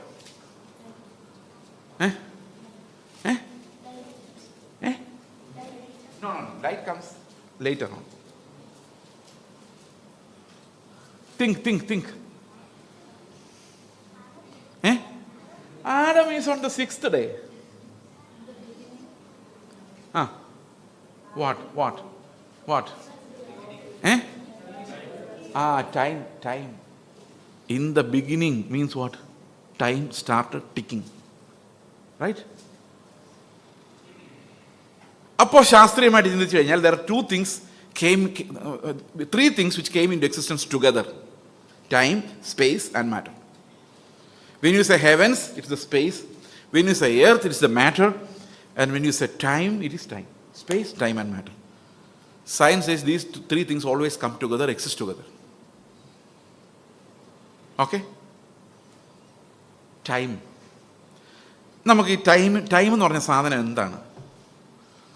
Time എന്ന് പറഞ്ഞ സാധനം എന്താണെന്ന് ശാസ്ത്രജ്ഞന്മാരുടെ തലയിൽ അത് ശരിക്കും കയറാത്തൊരു സാധനമാണ് ടൈം. മിക്കവാറും എല്ലാ ഇക്വേഷനകത്തും ടൈം ഉണ്ടെങ്കിലും ഇതെന്താ സാധനം എന്ന് അത് മനസ്സുകൊണ്ട് ഗ്രഹിക്കാൻ എളുപ്പമല്ല. അതുകൊണ്ട് വീൽ ചെയറിൽ ഇരുന്നൊരു ശാസ്ത്രജ്ഞൻ ഉണ്ടായിരുന്നു. അതിൻ്റെ പേരറിയാം? എന്താ? Stephen Hawkins. അദ്ദേഹം എഴുതിയൊരു പുസ്തകമുണ്ട്, A brief history of time. ഞാൻ ഈ ബൈബിളിൽ പറഞ്ഞിരിക്കുന്ന ടൈം ലൈൻ എന്താണെന്ന് ഞാനിവിടെ വരയ്ക്കാൻ പോകണം. ഓക്കെ? ദൈവം time in the beginning, that means clock started ticking, then heavens and the earth, then on the third day, fourth day, slowly what happened? This earth which we are living was formed, and sun was there and the moon was there, and slowly all the living organisms were created, and the sixth day man was created. Okay? And then Adam, Eve, Seth, Habel, Noah, Abraham, then Moses, important people, Moses, then David, then prophets, Isaiah, Jeremiah, Ezekiel, Daniel, and like this, the Old Testament saints, all the Old Testament saints, and Jesus Christ coming into the world, and then apostles.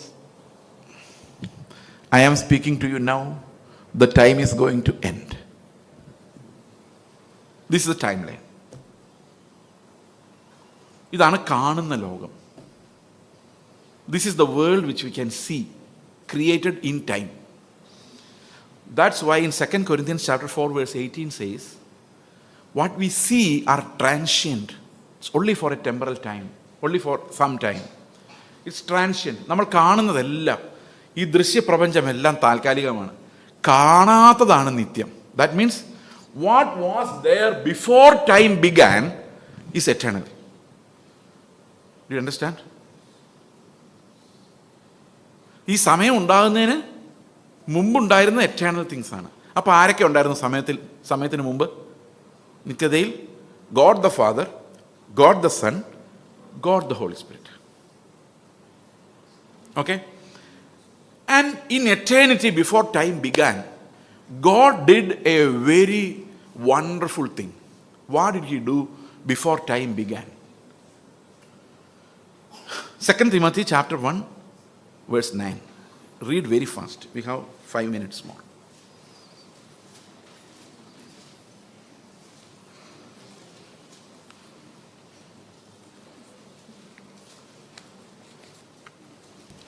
അവൻ നമ്മെ രക്ഷിക്കുകയും വിശുദ്ധ വിളി കൊണ്ട് വിളിക്കുകയും ചെയ്തത് നമ്മുടെ പ്രവൃത്തികൾ നിമിത്തമല്ല, സകല കാലത്തിനു മുൻപേ ക്രിസ്തുവേശുവിൽ നമുക്ക് നൽകിയിരിക്കുന്നതും ഇപ്പോൾ മരണം നീക്കുകയും സുവിശേഷം സകല കാലത്തിനും മുൻപ്, before the beginning of time ആണോ? How is that written in English? Can you read from any version that you may have? 2 Timothy chapter 1 verse 9. He has saved us and called us to a holy life, not because of anything we have done, but because of his own purpose and grace. This grace was given to us in Christ Jesus before the beginning of time. Wow. Before the beginning of time. What a beautiful translation. Before time began, God elected us in Christ. How did he elect? See, ദൈവത്തിൻ്റെ പ്രത്യേകത എന്താണ്? ദൈവത്തിന് ആദ്യം കാണുന്ന പോലെ തന്നെ അവസാനം കാണാം അല്ലേ? You look at this timeline that I drew, you can see the beginning of time and the end of time at the same time. Am I right? When God created the timeline, God could see the beginning and end at the same time. It means, while Adam was still sinning in the Garden of Eden, he could at the same time see Christ dying for me and I preaching to you and then eternity. Everything God could see. Do you agree with me? നമ്മുടെ പ്രവാചകന്മാർക്ക് വരെ അറിയില്ല അടുത്ത വർഷം വിടുതൽ വരുന്ന കാര്യം. അപ്പം പിന്നെ ദൈവത്തിന് അറിയാൻ മേലെ. He knows everything. അപ്പോൾ അവൻ ഈ ടൈം ലൈനിലേക്ക് നോക്കുമ്പോൾ അവൻ്റെ വിശുദ്ധന്മാർ, അവനിൽ വിശ്വസിക്കുന്നവർ, അവൻ്റെ ജനം, ഞാൻ നേരത്തെ പറഞ്ഞ ആൾക്കാരുണ്ടല്ലോ, പഴയ നിയമത്തിലെ വിശുദ്ധന്മാർ, അപ്പോസ്തലന്മാർ, പിന്നെ ഞാൻ. എൻ്റെ കാര്യം എനിക്ക് അറിയത്തുള്ളൂ, നിങ്ങളുടെ കാര്യം നിങ്ങൾക്ക് അറിയത്തുള്ളൂ. ഞാൻ എൻ്റെ കാര്യം മാത്രമേ പറയുള്ളൂ. God picked them. ഇതാന്ന് വെച്ചോ, ഗോഡ് പിക്ഡ് ദം. ഇതെന്താണെന്നറിയാമോ? ഇത് ഒക്ടോബർ 4 ഞാൻ കുശാൽ നഗർ എന്ന് പറയുന്ന സ്ഥലത്ത് നിന്ന് മൈസൂറിലേക്ക് ബസ്സിനെടുത്ത ടിക്കറ്റാണ്. ഇതിവിടെ വരേണ്ട ഒരു കാര്യമില്ലായിരുന്നു. ഈ ഷാർജയിൽ വന്നിട്ട് ഇത് എന്ത് ചെയ്യാനാ? പക്ഷെ ഇതെങ്ങനെ ഇവിടെ എത്തിയെന്നറിയാമോ? അത് ഈ പേഴ്സിനകത്ത് ഇരിക്കുമായിരുന്നു. അങ്ങനെ വന്നതാ. ഇനി നിങ്ങൾ എഫേസ്യർ 1:4 വായിച്ചു നോക്കി.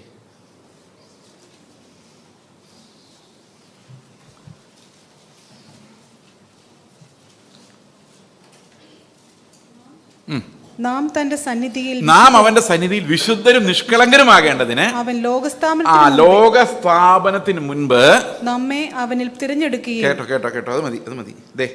ലോകസ്ഥാപനത്തിന് മുമ്പ് നമ്മെ അവനിൽ, ആരിൽ? ക്രിസ്തുവിൽ തിരഞ്ഞെടുത്തു. ഇനി ഈ കർത്താവ് എവിടെ പോയാലും ബാക്കി പറ. കർത്താവ് എവിടെ പോയാലും ഞാനും ഉണ്ടോ? വിശ്വസിച്ച് നോക്കി. അവൻ കാൽവരി ക്രൂശിൽ മരിച്ചപ്പോൾ ഞാൻ എവിടെ ആയിരുന്നു? നിങ്ങൾക്ക് ഓർമ്മയില്ലേ? ക്രിസ്തുവിൻ്റെ സ്നേഹം ഞങ്ങളെ നിർബന്ധിക്കുന്നു. ഞാൻ പറഞ്ഞില്ല, ഇതെല്ലാം നിങ്ങൾ മറന്നു പോകുന്നു. ഒരുവൻ എല്ലാവർക്കും വേണ്ടി മരിച്ചിരിക്കെ എല്ലാവരും മരിച്ചു. ഞാൻ പറഞ്ഞ ഓർമ്മയില്ലേ ഇവിടെ? അതുപോലെ റോമർ 6:6 എന്താ പറയുന്നത്? ഇനി നാം പാപത്തിന് അടിമപ്പെടാതെ വണ്ണം പാപശരീരത്തിന് നീക്കം വരേണ്ടതിന് നമ്മുടെ പഴയ മനുഷ്യനോട് ക്രൂശിക്കപ്പെട്ടിരുന്നു. We died when Christ died. The love of Christ compels us. For if one person died for all died with him, in him. അത് വളരെ സിമ്പിളായിട്ട് പറഞ്ഞു കഴിഞ്ഞാൽ, 4 പിള്ളേർ എനിക്കുണ്ട്. ഈ 4 പിള്ളേരുടെ ഫീസ് ഞാൻ കോളേജിൽ കൊണ്ട് അടച്ചു. രസീത് തരുമ്പോൾ ഉണ്ടല്ലോ, അവരെൻ്റെ പേര് തരില്ല, പിള്ളേരുടെ പേരിലാണ് കൊടുക്കുന്നത്. ആമേ റൈറ്റ്? നിങ്ങൾ എത്ര രൂപ കൊണ്ട് ഫീസ് കൊടുത്താലും നിങ്ങളുടെ പേര് രസീത് കിട്ടില്ല. അധ്വാനിച്ചുണ്ടാക്കിയത് നിങ്ങളാണെങ്കിലും അവിടെ പോയി ഇരിക്കുന്ന ഒരു പണിയും ചെയ്യാത്ത നിങ്ങളുടെ പിള്ളേരുടെ പേരിലാണ് അവരെന്ത് ചെയ്യുന്നത്? രസീത് കൊടുക്കുന്നത്. Children get the receipts and parents make the payment. കർത്താവാണ് നമുക്ക് വേണ്ടി മരിച്ചത്. പക്ഷെ മരിച്ചു എന്നുള്ള രസീത് ആർക്കാണ് കിട്ടിയേക്കുന്നത്?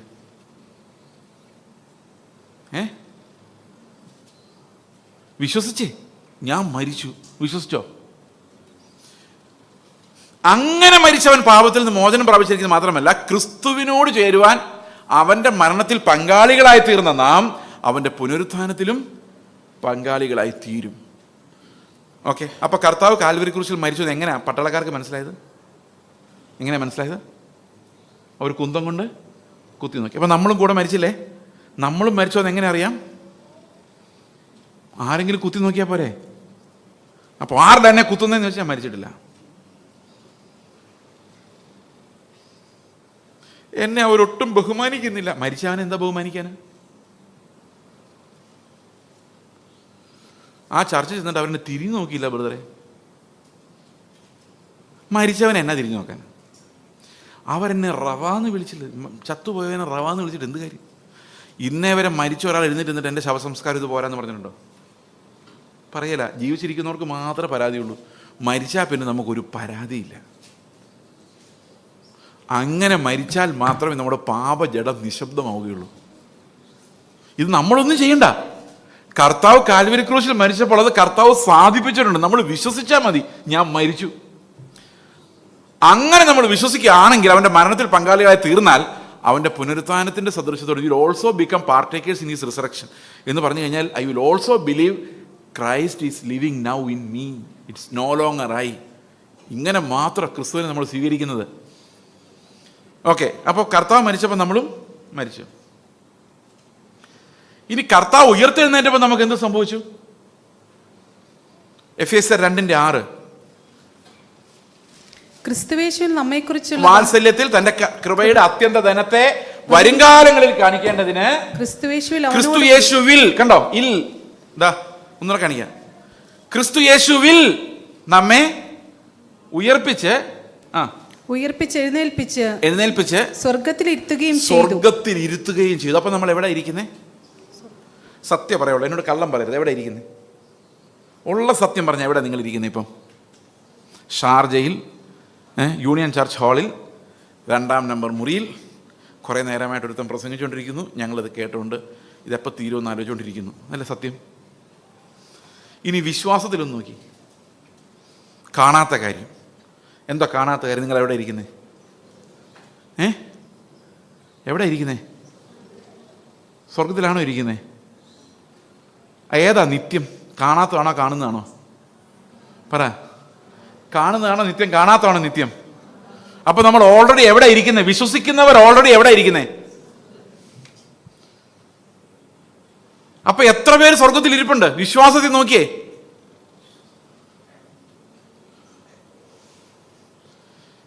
എന്നിട്ട് ആ സ്വർഗത്തിൽ ഇങ്ങനെ കർത്താവിൻ്റെ അടുത്ത് ഇരുന്നുകൊണ്ടാണ് നമ്മൾ താഴോട്ട് നോക്കി നമ്മൾ എങ്ങനെ ജീവിക്കുന്നതെന്ന്. എന്തൊരു കഷ്ടമല്ലേ! ഇവിടെ നശിച്ചു പോകുന്ന കുമിളകൾക്ക് വേണ്ടി പാഞ്ഞു നടക്കുക. അവിടെ വലിയ ധനത്തിന് നടുക്ക് കർത്താവ് ഞങ്ങളെ ഇരുത്തിയിട്ട്. ഇതിനെക്കുറിച്ച് ഒരൊറ്റ വാക്യം കൂടെ പറഞ്ഞിട്ട് ഞാൻ ആദ്യം നിങ്ങളോട് പറഞ്ഞല്ലോ. എന്താ പറഞ്ഞത്? ഈ ലോകത്തിൻ്റെ വൃത്തികേടുകൾ, മോഹങ്ങൾ, വഞ്ചനകൾ, ദൈവത്തിന് യോജിക്കാത്ത ലോക വീക്ഷണങ്ങൾ, അതിനെതിരെല്ലാം ഉള്ളൊരു മറുപടി 2 പത്രോസിൽ കൊടുത്തിട്ടുണ്ട്. നമ്മൾ ആ വാക്യം കൂടെ വായിച്ചിട്ട് ഇത് അവസാനിപ്പിക്കാം. 2 പത്രോസ് 1-ാം അധ്യായത്തിൻ്റെ 3-ാം വാക്യം. തന്റെ മഹത്വത്താലും വീര്യത്താലും. ഇത് ഇംഗ്ലീഷ് വായിക്കുമ്പോൾ ഒരു വ്യത്യാസമുണ്ട്. തന്റെ മഹത്വത്താലും വീര്യത്താലും നല്ല അവിടെ എഴുതിയിരിക്കുന്നത് തന്റെ മഹത്വത്തിലേക്കും വീര്യത്തിലേക്കും എന്നാണ്. We are called to his glory and to his excellence. That means our target is God's glory and his excellence. അടുത്ത വാക്യം. നമ്മെ വിളിച്ചവന്റെ പരിജ്ഞാനത്താൽ അവന്റെ ദിവ്യശക്തി ജീവനും ഭക്തിക്കും വേണ്ടിയതൊക്കെയും നമുക്ക് ദാനം ചെയ്തിരിക്കുന്നു. Can someone read that in English?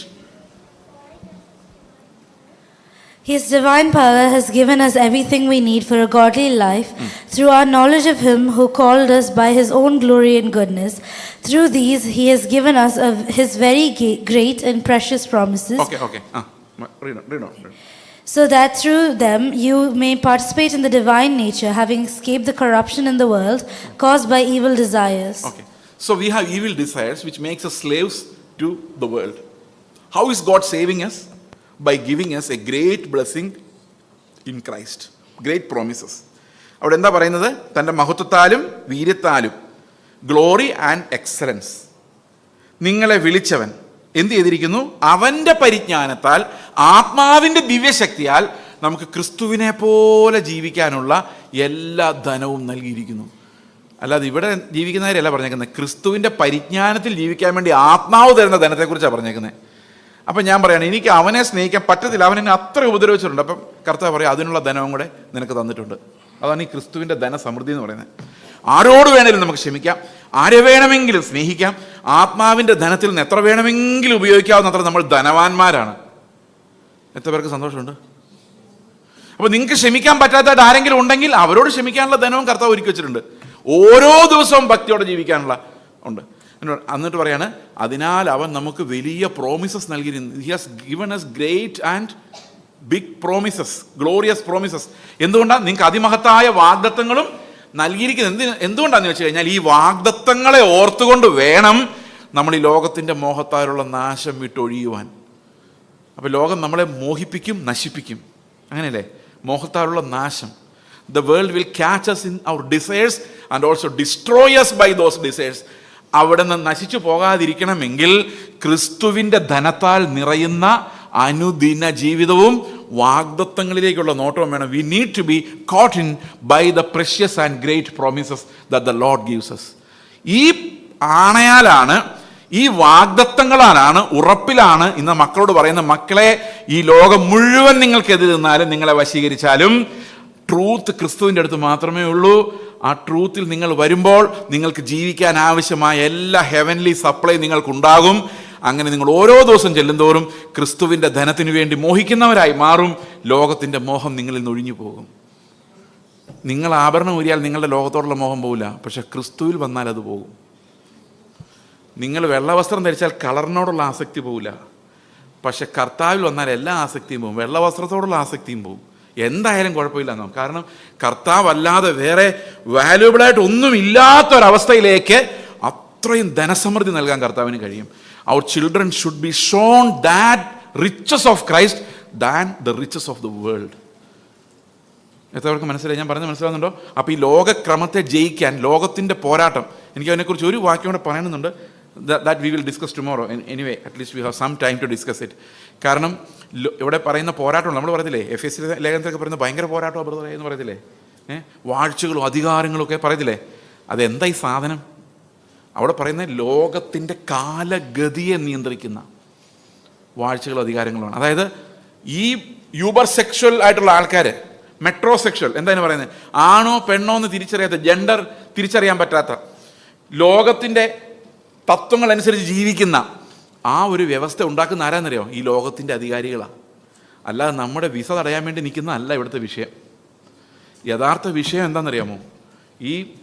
ഈ ലോകത്തിൻ്റെ കാലഗതിയോട് പോരാടണം എന്ന് പറഞ്ഞിരിക്കുന്നത്. ലോകത്തിൻ്റെ കാലഗതി നമ്മൾ ഒരു കാലത്ത് അനുസരിച്ചിരുന്ന് ലോകം പോകുന്ന വഴിക്കാണ് നമ്മളും പോയിക്കൊണ്ടിരുന്നത്.